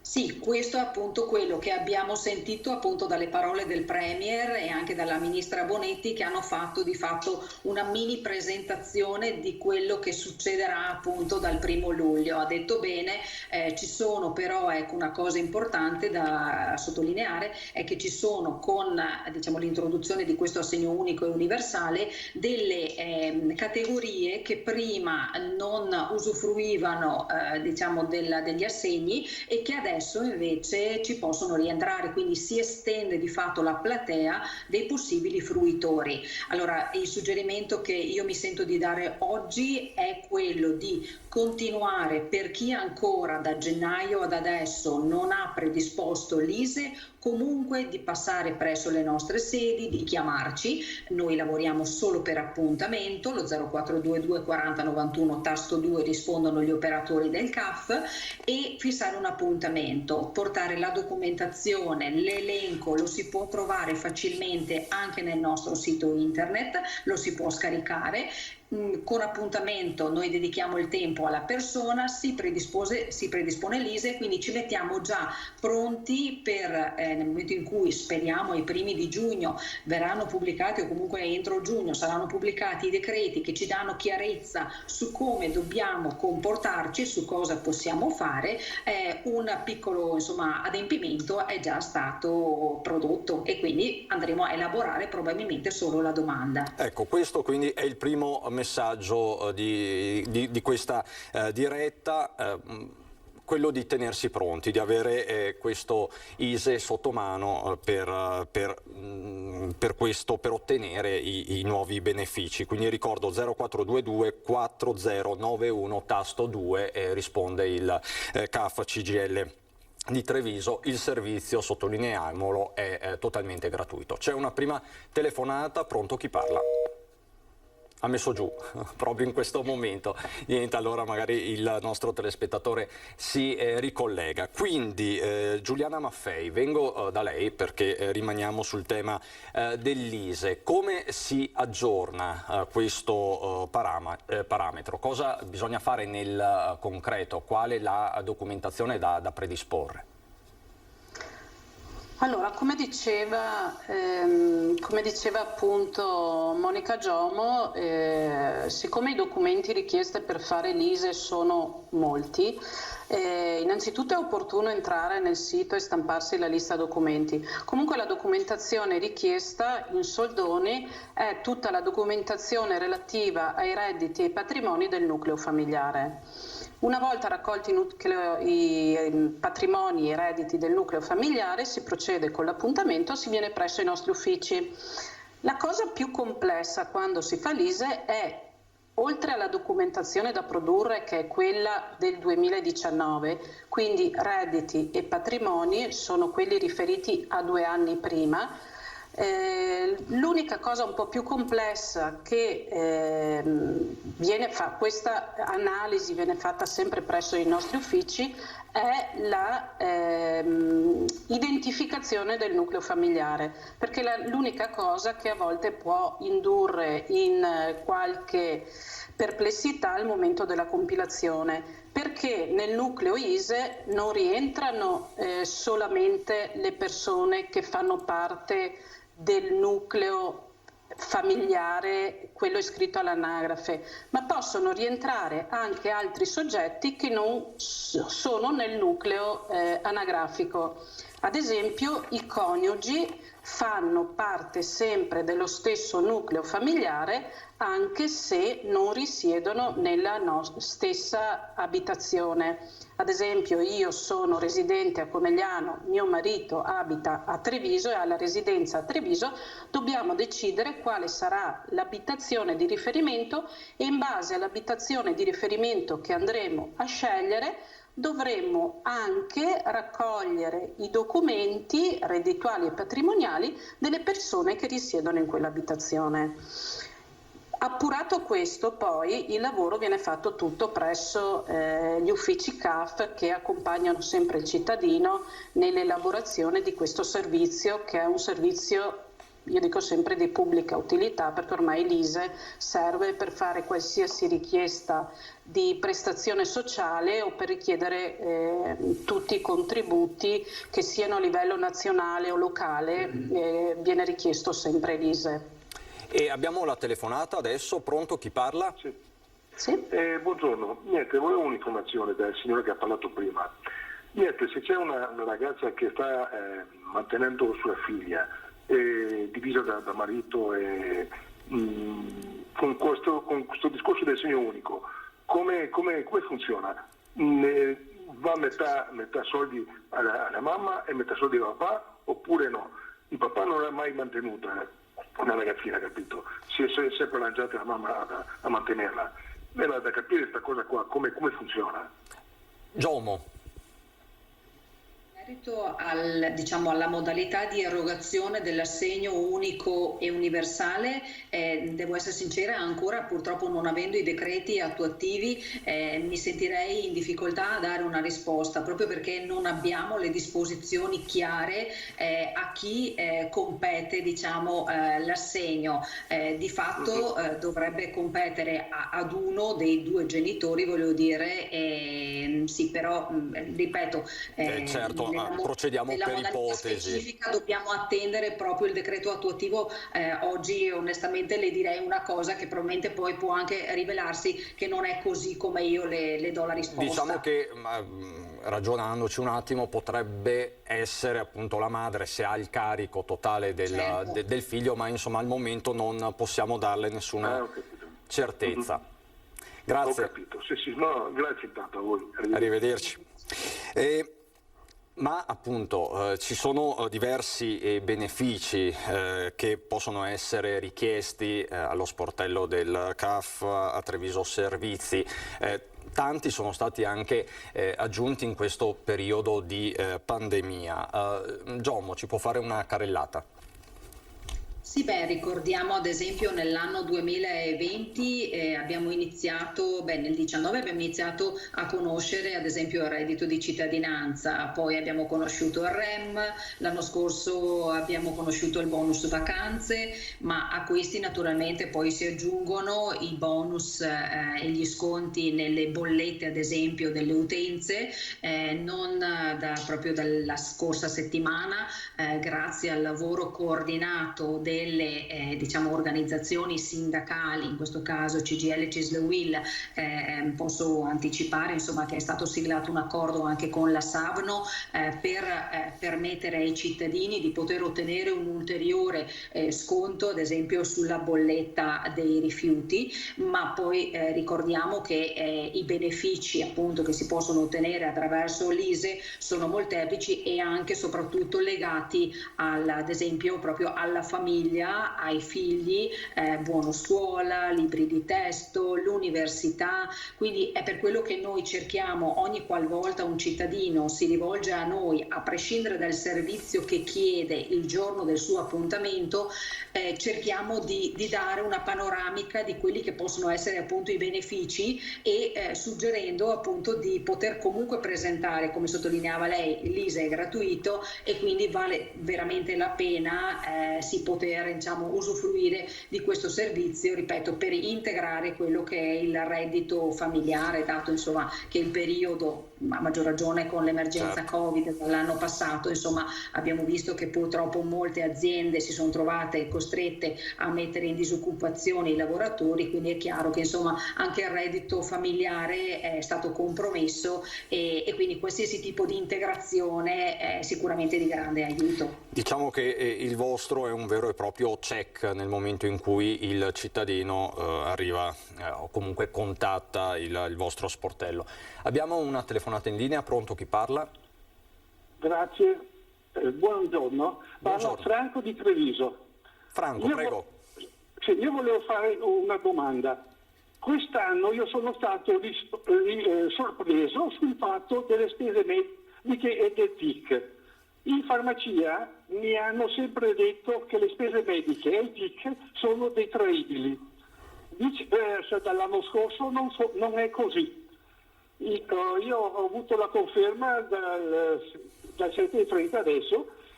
Le spese mediche vi vengono riconosciute e pagate in contanti, mentre il TIC dei farmaci, se non è pagato tramite banca, si può dire con la carta di credito, via discorrendo, non viene riconosciuto. Mentre 2 anni fa veniva tutto riconosciuto. In farmacia mi hanno sempre detto che tutto è detraibile, viceversa non è così. So che questo è un tema molto caro a Giommo, che vedo annuire. Cosa possiamo dire, Giommo, al nostro telespettatore, a Franco di Treviso? Io rispondo brevemente, ma poi lascio la parola a Graziano perché voleva approfondire infatti questo aspetto. È una delle novità di cui abbiamo parlato già dall'anno 2020, ossia la tracciabilità delle spese che confluiscono all'interno della dichiarazione dei redditi, in quella che noi facciamo oggi, e ricordo che il 730 fa una fotografia dei redditi e delle spese relativi all'anno precedente, ossia dal 1 gennaio 2020 al 31 dicembre 2020, e c'era questa novità, proprio quella che citava appunto il telespettatore, ossia la possibilità di usufruire della detrazione solo se la spesa viene pagata in modalità tracciata, quindi col bancomat piuttosto che la carta di credito, oppure l'assetto l'assegno o il bonifico. Per quanto riguarda le spese mediche lascerei la parola a Graziano perché può essere più preciso nella differenziazione diciamo della tipologia di spesa medica, quando può essere eventualmente pagata in contanti e quando invece obbligatoriamente deve essere pagata con mezzo tracciato. Ecco, Basso, Giomo le passa il testimone su questa differenziazione importante. Allora, sì, io devo dire solo una cosa inizialmente, va bene, questo è l'esito della legge di bilancio 2020 che aveva introdotto appunto la tracciabilità, come diceva la Monica. Il problema sostanzialmente è dato dall'incertezza dei primi 3 mesi dell'anno 2020, per cui c'erano state delle, tra virgolette, finte aperture in questo senso, nel senso che è stato dato a intendere che non sarebbe stato così vincolante il fatto di pagare o non pagare con il sistema tracciabile. Dopodiché invece hanno deciso più o meno da aprile che tutte le spese dovevano essere pagate con il sistema tracciabile. Però bisogna fare un po' di ordine, perché quello che è stato detto dallo spettatore era un attimino riportato in maniera imprecisa, nel senso che propriamente per quello che riguarda le spese dei farmaci, per quello che riguarda le spese dei dispositivi medici, non conta se sono state pagate con sistema tracciabile o meno, perché sono comunque detraibili. Come non conta se io ho pagato un TIC presso l'ASL per effettuare una visita, posso averlo pagato anche tranquillamente con i contanti, siccome è una struttura riconosciuta, tranquillamente potevo pagarlo in contanti, mentre il problema sussiste per tutto quello che sono le spese sanitarie che non sono effettuate direttamente dal dottore, dal professionista, conseguentemente al di fuori di quello che è la struttura pubblica praticamente. In quel caso, supponiamo che io abbia necessità di fare delle terapie tipo fisioterapia, vado dal fisioterapista in privato, mi rivolgo direttamente al fisioterapista senza transitare per una struttura. Se nel 2020 avevo pagato con il bancomat, con la carta di credito, con il bonifico e il fisioterapista, allora quella spesa è direttamente detraibile, altrimenti perdo la detraibilità. Comunque, per quanto riguarda questo senso di incertezza che c'è stato per i primi mesi dell'anno 2020, la consulta dei CAF, la consulta nazionale dei CAF, ha già fatto delle richieste per ammorbidire e traslare al 2021 l'obbligatorietà della tracciabilità. Siamo in attesa di una risposta, però siccome la legge di bilancio del 2020 prevede che ci sia la tracciabilità, in sede di dichiarazione dei redditi dobbiamo attenerci a quelle che sono le disposizioni ministeriali e conseguentemente fare questa tipologia di cernita. Ricordo anche che tante volte non è, allora, è sufficiente portare e mantenere allegato alla fattura, e questo vale sicuramente per il 2021, perché se per il 2020 nell'attuale dichiarazione di redditi forse ci sarà qualche dilazione, speriamo, più che altro per i contribuenti che purtroppo potrebbero non vedersi riconosciute le spese, per il 2021 invece è vincolante, perché entra a regime, per cui è necessario che le spese siano sostenute e si conservi poi il bollettino del bancomat oppure la ricevuta della carta di credito, e addirittura per quanto riguarda la ricevuta della carta di credito anche l'addebito, eventualmente la ricevuta di addebito sul conto corrente, perché naturalmente noi sappiamo che le transazioni elettroniche possono anche essere cancellate, possono essere annullate, quindi ci vuole la prova del pagamento sostanzialmente. Però specifico che per farmaci e dispositivi medici e spese mediche fatte direttamente in strutture riconosciute tipo ASL non è necessario il pagamento in contanti. È meglio pagarli col bancomat, perché ormai c'è anche tutto il discorso lotteria, scontrini, tante altre cose, i benefici che abbiamo aiutano il numero delle transazioni, però se per caso accade, contanti in questi 2-3 casi si possono fare, mentre per tutte le altre spese che possono essere le spese sanitarie presso i professionisti, direttamente vado dal medico che nel suo studio in sede di attività privata svolge l'attività, devo pagarlo col bancomat, devo fare il bonifico, devo pagare il dentista che non è all'interno di una struttura pubblica, devo pagarlo o col bonifico o con il bancomat. Questo è molto importante, perché poi le spese sono anche piuttosto importanti. Consistenti, quindi in questi casi, lo ripetiamo, la tracciabilità è obbligata fondamentalmente, non c'è nessuno scampo in queste fattispecie. Abbiamo un'altra telefonata, pronto, chi parla? Pronto? Pronto? Pronto, chi parla? È in linea. Luigi. Prego Luigino. E volevo sapere quando che è il termine per la denuncia dei redditi. Allora chiediamo a basso, la domanda sembra facile. Sì, beh. Allora, se lei è consono a presentare il modello 730, la scadenza ultima per poter presentare il modello 730 è il 30 di settembre, ma non si prenda gli ultimi giorni perché magari se manca una carta dopo rischiamo di sforare il termine. Poi se invece slitta, cioè non riesce a entrare all'interno del 30 settembre, comunque c'è un paracadute che è la presentazione del modello redditi, che è il 30 di novembre. Se proprio si sfora anche questa data, pagando 25 euro di sanzione si arriva praticamente al 28 febbraio e dopodiché la dichiarazione è omessa. Per cui prendetevi per tempo, anche perché insomma si presenta la dichiarazione, se si sono ottenute tutte le spese, le pezze giustificative, si è fatte le formichine durante l'anno precedente, si possono guadagnare dei soldini sulle spese fatte l'anno precedente. Signor Luigino, un pensiero in meno, la faccia quanto prima.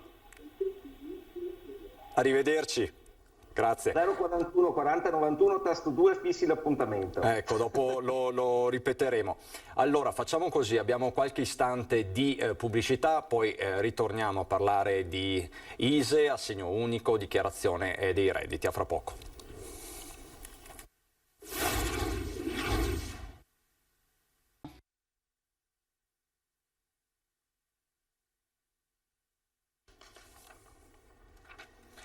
Di nuovo in diretta per parlare di dichiarazione di redditi, ISEE, di scadenze fiscali con Monica Giomo, amministratore delegato di Servizi Treviso, Graziano Basso che è responsabile fiscale, Giuliana Maffei, responsabile fiscale provinciale Servizi Treviso. Riparto da lei Maffei perché prima stavamo affrontando un tema cruciale, importantissimo, quello dell'ISEE. Quali sono le problematiche principali che affrontate quotidianamente in merito a questo strumento?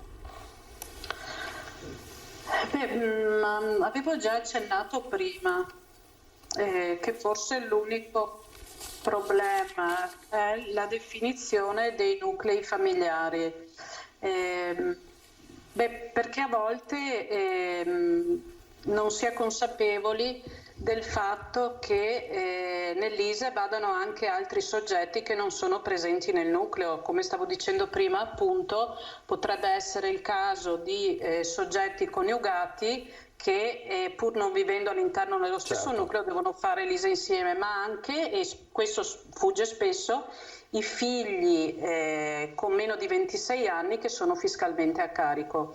Bisogna fare attenzione a questa situazione perché nel 2019, con l'entrata in vigore del reddito di cittadinanza, i soggetti con più di 26 anni che non risiedono nel nucleo con i genitori fanno un nucleo a sé. E spesso sfugge questa situazione che un figlio non presente nel nucleo con meno di 26 anni che non ha un reddito per essere considerato autonomo, quindi sotto i 24 anni o piuttosto che i 26 che ci sono i tetti dei 4.000 piuttosto che i 2.841 euro, deve necessariamente essere attratto nel nucleo dei genitori. Una cosa che mi piace sempre ricordare è che l'ISEE di per sé è una dichiarazione di redditi e patrimoni autodichiarata, è il soggetto che autodichiara, però si può andare incontro a sanzioni civili e penali se si dichiara il falso. Quindi è una cosa molto semplice da fare. Un soggetto raccoglie i propri documenti, prende l'appuntamento, viene da noi, fa questo calcolo. Allora, calcolo che non è così semplice, perché non è una mera somma di redditi e patrimoni. I soggetti, perché succede magari che qualcuno sa che io gestisco principalmente l'ISE all'interno del CAF, li trovo a fare la spesa, magari qualche conoscente mi dice: io lavoro, prendo 30.000 euro, mia moglie 10.000 euro, ho 2 figli, ho diritto a qualcosa? Non è così facile il calcolo ISE. Il calcolo ISE è una somma, come dicevo, redditi, patrimoni, al netto di franchigie, e entra in gioco un coefficiente che si chiama scala di equivalenza, che mi divide i redditi e i patrimoni al netto delle franchigie per questo valore. Quindi, essendo, come diceva Monica Giomo prima, che è una prestazione gratuita, è sempre opportuno provare almeno una volta a fare l'ISE. Allora, le prestazioni per cui si può usufruire grazie all'ISE sono delle prestazioni legate alla casa, come possono essere i bonus nazionali, gas, energia, idrico, oppure possono essere delle agevolazioni a livello locale, come diceva appunto prima Monica. Di questi giorni la convenzione sottoscritta con la Savno per usufruire di agevolazioni in bolletta. Poi ci sono delle agevolazioni rivolte ai figli, che sono i buono libri piuttosto che il buono scuola. Queste sono agevolazioni rivolte appunto a quelle famiglie che all'interno del loro nucleo hanno dei figli studenti, e sono regionali e vanno in base ai bandi. Adesso è aperto il bando per il buono scuola e si chiuderà a giugno, e è rivolto a quelle famiglie che hanno i figli che frequentano scuole paritarie. Quindi chi ha figli che frequenta le scuole paritarie è opportuno che provi a fare l'ISE per vedere se rientra per avere questa agevolazione. E il tetto per il buono scuola sono 3-4 fasce, va dai 15.000, 30.000, 40.000, 60.000 se si hanno figli disabili.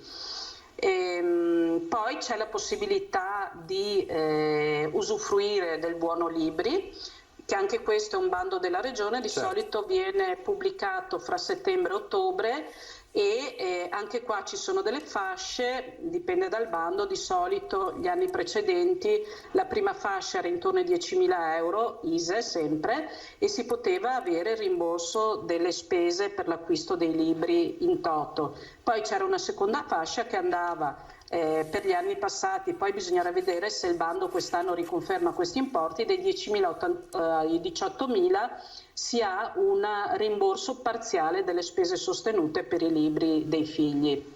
Però è sempre opportuno provare a fare l'ISE, perché magari anche se sono solo 100, 150 euro o anche 50 euro è sempre un qualcosa che rientra nell'economia della famiglia e può sempre aiutare. Assolutamente. Abbiamo un'altra telefonata in linea, sono davvero tante oggi. Pronto? Chi parla? Buongiorno, sono Maria di Verona. Signora Maria, prego. Vorrei chiederle alla gentilissima signora cosa devo fare per avere i 150 euro per le vacanze. Bonus vacanze. Il mio nucleo familiare è formato da me sola. Maffei, cosa possiamo rispondere alla signora Maria di Verona? Allora, le possiamo rispondere che la domanda andava fatta lo scorso anno. Allora, la domanda per il bonus vacanze bisognava farla entro il 31 dicembre del 2020. E la possibilità, l'allargamento che c'è stato è quello di poter usufruire di questo bonus fino al 31 dicembre 2021.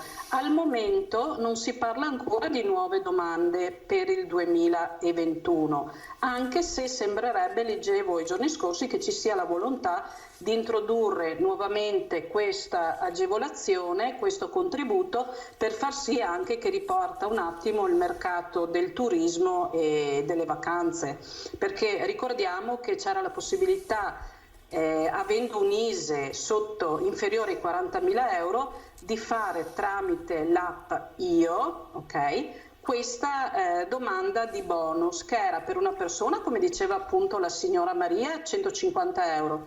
Per 2 persone il bonus era di 300 euro, per 3 persone 500 euro. L'80% del bonus, mettiamo che noi siamo nel mio nucleo, siamo in 3 o 4, quindi il massimo era 500 euro, l'80% è spendibile subito in strutture quali alberghi, campeggi, bed and breakfast.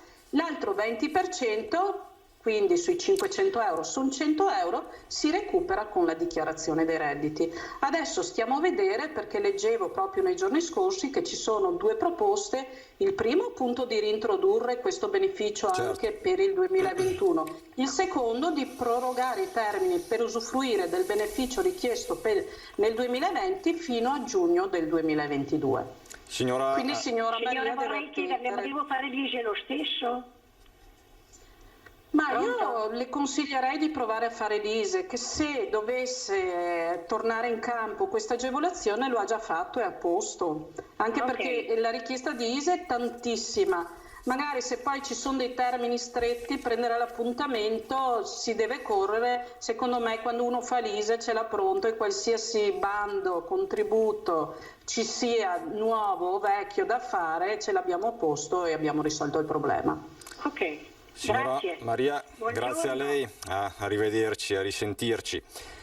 Dichiarazione dei redditi, quindi ritorniamo, facciamo un passo indietro. Le vostre telefonate prima hanno anticipato il tema, del resto è il periodo, è il mese della dichiarazione dei redditi. Giacomo, immagino che si verifichino anche quest'anno le problematiche di ogni anno. È un rito che si ripete, quello della dichiarazione dei redditi, per certi versi. Sì, per noi è uno scandire il tempo, nel senso che abbiamo una programmazione che, salvo disposizioni eccezionali appunto da parte dell'Agenzia Entrate, abbiamo una programmazione insomma che sappiamo che dalla volta di aprile-maggio partiamo per arrivare, come diceva appunto Graziano prima, fino al 30 settembre, e poi di fatto è una continuità fino appunto al momento in cui poi si va al di fuori della tempistica ultima. Io introduco soltanto un attimo lo spazio dedicato a Graziano, perché ci faceva piacere con la trasmissione di oggi cercare di dare delle informazioni seppur brevi, ma che poi attraverso anche il nostro sito www.cgltreviso.it trovate tutte le liste documenti e molte informazioni eventualmente su tutti i servizi che vengono offerti dal CAF, e trovate anche una piccola guida, piccola ma anche diciamo poi resa estesa, e quindi ecco, questa è quella diciamo un pochino più riassuntiva, ma nel sito trovate appunto quella molto più dettagliata, e lasciare spazio appunto a Graziano per riassumere quelli che sono appunto le possibili detrazioni un po' per settori, come citava Giuliana, sia attraverso l'ISEE ma soprattutto anche attraverso la dichiarazione dei redditi. È importante conservare tutte le spese che si sono sostenute, proprio perché sarà poi l'operatore del CAF a dirvi questa non può essere inserita in dichiarazione perché, e spiegare la motivazione, come Graziano giustamente faceva prima con le spese della farmacia. Quindi lascerei la parola a Graziano per fare un po' una panoramica e dare appunto questo spazio, questo servizio ai cittadini. Ecco, Graziano Basso, ritorno da lei, ci aiuti in questa giungla ormai rituale, l'abbiamo definita così, tra detrazioni e deduzioni. Prego. Allora, come diceva giustamente Monica, innanzitutto la cosa primaria è non precludersi mai la detrazione, per cui se si è sostenuto una qualsiasi spesa è bene inserire in dichiarazione dei redditi, portare la pezza giustificativa, che se per caso ha anche i requisiti corretti si scopre di avere diritto a una detrazione in più o portare a casa un qualcosa in più. Da cosa possiamo partire? Bene, allora se noi guardiamo per esempio le spese che possono essere portate in detrazione per la famiglia, innanzitutto sicuramente se ho dei figli e dei familiari a carico, la prima cosa non sono spese, ma ho diritto, rispettando i limiti di legge per quanto riguarda i redditi dei familiari, ho diritto sicuramente alle detrazioni per i familiari a carico, e già lì porto a casa un gruzzoletto, perché insomma sono più di 600 euro e poi maggiorati a seconda dell'età dei familiari e quant'altro. Già lì potrei portare a casa uno sconto fiscale. Sicuramente per quanto riguarda sempre i figli, posso pensare alle spese scolastiche, per cui dall'asilo nido all'università ho una gamma di spese che posso portare in detrazione, tipo l'asilo nido stesso sono 632 euro per ogni singolo figlio per un bambino che va dai 3 mesi ai 3 anni, per cui anche lì è un buon contributo visto tutto quello che costano gli asili nido. Poi c'è la scuola decorre la formazione primaria e secondaria, praticamente anche lì ha un buon limite di spesa da portare in detrazione, comunque sempre del 19%. Dopodiché ho l'università. Legato all'università posso avere anche l'alloggio, le spese per l'alloggio per gli studenti fuori sede. Il tutto naturalmente, queste spese devono essere pagate con mezzi tracciabili, questi inderogabilmente. Se per le spese mediche, come ho detto prima, ci sono delle deroghe, mentre per le spese, questo tipo di spese non ci possono essere deroghe. Vedo che in sovraimpressione c'è il trasporto pubblico, per cui il trasporto pubblico, se io utilizzo mezzo pubblico per andare al lavoro o per i familiari che vanno a scuola per raggiungere gli istituti scolastici, anche lì ho diritto a una detrazione. Sono 210 euro a persona che possono essere portati in detrazione all'interno della dichiarazione dei redditi, per cui tutto contribuisce a quello che può essere il ménage familiare. Anche addirittura le spese per lo sport, per i corsi sportivi o per le attività sportive che frequentano i figli dai 5 ai 18 anni, per cui anche lì c'è da portare a casa per ogni figlio una determinata somma che è un aiuto a quello che può essere il ménage familiare. Sempre tra le spese scolastiche, prima dimenticavo che c'è anche il discorso delle mense, per cui se io ho, oltre al pagamento delle tasse scolastiche, ho anche il pagamento della mensa, ho la gita scolastica di fine anno, adesso sono state un po' precluse per causa Covid, però è giusto sapere che se per caso dovessero riaprire in questo senso, comunque anche la gita scolastica, se rientra con determinati canoni, è stata deliberata dall'istituto, è considerata comunque una spesa scolastica e anche una parte di questo costo può essere portato in detrazione. Sicuramente possono essere portati in detrazione anche i sussidi didattici per le persone che hanno qualche piccolo problemino, tipo la dislessia, la discalculia, queste cose qui che sono delle forme lievi che precludono un attimino l'attenzione e quant'altro in classe, dei sussidi informatici che danno un aiuto a queste persone di tutta questa gamma che viene ricompresa, anche qua si ha diritto a un'agevolazione. Poi per quanto riguarda le altre spese che possono essere portate in detrazione, può essere anche eventualmente, se si trattano di coniugi separati, chi versa l'assegno di mantenimento al coniuge può portarsi in deduzione per esempio l'assegno che paga per il mantenimento del coniuge. Poi c'è tutta la gamma di assicurazioni, poi state facendo vedere gli interventi sulla casa, il 36, le detrazioni del 36 che vanno dal 36% del bonus verde a quelle che possono essere le detrazioni del 110%, che è l'ultima novità del super bonus, per cui abbiamo tutta la gamma delle ristrutturazioni al 50%, il risparmio energetico del 50-65%, poi abbiamo il sisma bonus 75-85% fino ad arrivare al 110%, che è l'ultima novità che è entrata in vigore da luglio dell'anno 2020, dell'anno scorso, per cui si ha tutta la nuova disciplina, per cui addirittura se spendi 100 porti a casa 110 e se lo metti in dichiarazione lo detrai in 5 anni, per cui guadagni un 10% su quello che hai speso, praticamente non spendi nulla ma guadagni il 10%, portandolo in detrazione, seguendo tutto un iter tutto particolare. A tal proposito spezzo una lancia anche a favore del nostro servizio, nel senso che è una detrazione piuttosto complessa, per cui se state pensando di fare un tipo di richiesta di agevolazioni di questo tipo o di interventi di questo tipo, è molto importante seguire degli step, perché è una detrazione molto articolata, molto particolare, che prevede dei paletti ben precisi. Il CAF CGIL è sempre a disposizione per darvi la consulenza, i consigli e gli indizi anche e gli suggerimenti per poter ottenere il massimo risparmio fiscale possibile anche all'interno di questo tipo di interventi. Tant'è vero che il CAF CGIL Nord-Est è abilitato al rilascio del visto di conformità su tali spese, per cui anche al di fuori della dichiarazione dei redditi, per cui si potranno utilizzare le forme di sconto in fattura e di cessione del credito,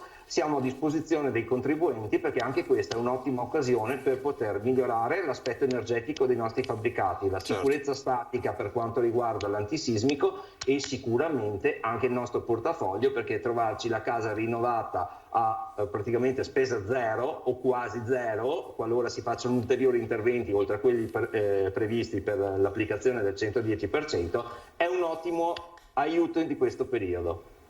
Grazie Basso per questa carrellata molto importante e significativa. Abbiamo una telefonata in linea, pronto chi parla?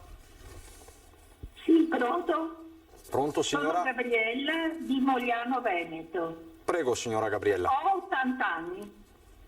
Nello stato famiglia c'è mia figlia che ha 46 anni ed è disoccupata da 3 anni. Non abbiamo fatto l'ISEE mai perché mi è stato detto che non ha diritto a nessun aiuto, diciamo, né reddito di inclusione né reddito di cittadinanza, perché nel mio stato famiglia io di pensione ho più di 20-21 mila euro, diciamo, come reddito e poi ho i soldini da parte, perché avendo 80 anni tutta la mia vita ho risparmiato per mettere per eventuale badante e non si ha diritto a niente perché è nello stato famiglia con me. Non ritengo giusto questa cosa. Chiediamo conferma a Maffei. Alla signora, grazie. Sì, è giusto, cioè giusto. È così che funziona l'ISEE, essendo che sua figlia nel suo nucleo familiare dovete sommare i redditi e patrimoni, i suoi con quelli della figlia. Se la figlia vivesse... però sono i suoi che fanno cumulo, signora. Perché ho capito, ma come? Devo lasciarla fuori da sola che non ha nessun reddito? No, io concordo con quello che dice lei, però la norma prevede che le persone che sono all'interno dello stesso nucleo confluiscono nello stesso ISEE. È sbagliata perché almeno per la dignità della persona, avendo una certa età, dovrebbe avere qualche aiuto, diciamo, no? C'è stato un allargamento perché fino al 2019, le faccio un esempio, lei ha ragione, però diciamo che un allargamento c'è stato dal 2019 perché fino all'entrata in vigore del reddito di cittadinanza, mettiamo che lei a 80 anni non avesse reddito, avrebbe dovuto fare l'ISEE con sua mamma. Se mettiamo che sua mamma fosse viva, avesse 100 anni, lei doveva fare l'ISEE con sua mamma. L'apertura, anzi l'allargamento a questa situazione che era un po' ridicola e per dare dignità alla persona, come sta dicendo lei, dal 2019 le persone che sono, i figli che sono fuori dal nucleo e hanno più di 26 anni, se non hanno reddito fanno ISEE a sé stante. Sì, ma che sono e fuori quindi... dal nucleo e quelli che sono dentro il nucleo... lo so. Così prevede... Allora, è sbagliato e la CGIL non si è mai interessata di questa cosa. Mi dispiace dirlo, ma è così e non Signora Gabriella, la ringrazio davvero, siamo addirittura d'arrivo, purtroppo così dice la legge e lo sportello poi CAF CGIL applica quelle che sono le direttive che arrivano dal livello politico e istituzionale. Siamo addirittura d'arrivo. Giomo, A proposito di servizi erogati dal CAF, da Treviso Servizi, abbiamo parlato del 730, abbiamo parlato dell'ISE e sappiamo che è una tematica molto calda, l'ultima telefonata lo dimostra, però ci sono anche tanti altri servizi erogati dalle successioni alle partite IVA. Vuole chiudere con questi servizi, con una panoramica?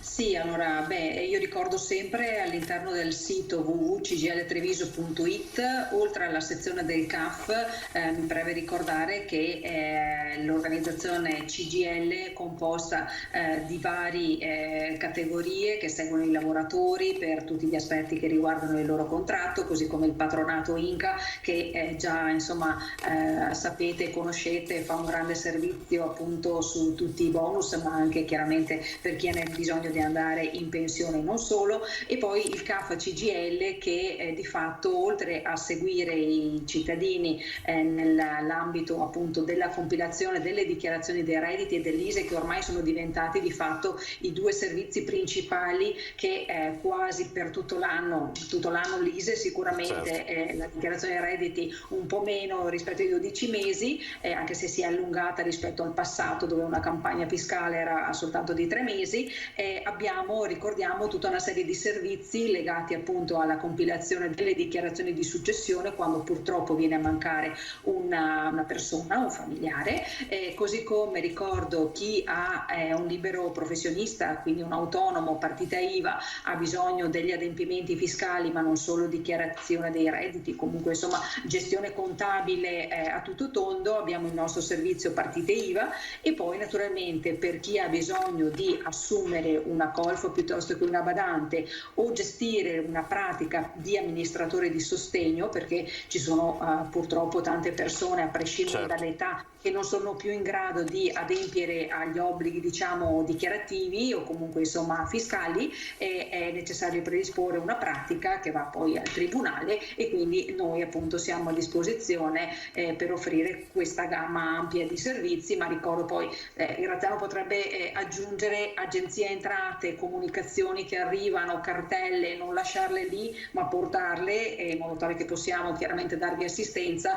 per evitare di ma questo quantomeno è il tema di un'altra puntata, Giomo, perché qui apriamo veramente un capitolo sterminato. Io vi ringrazio per la puntualità e tutti gli aggiornamenti. Grazie quindi a Monica Giomo, amministratore delegato di Servizi Treviso, Graziano Basso, responsabile fiscale di Servizi Treviso SRL, e a Giuliana Maffei che appunto ci hanno tenuto compagnia fino a qui. È tutto per questa diretta straordinaria. Rientriamo alle 18:30 con l'informazione dal Veneto. Grazie per l'attenzione e buon proseguimento di giornata.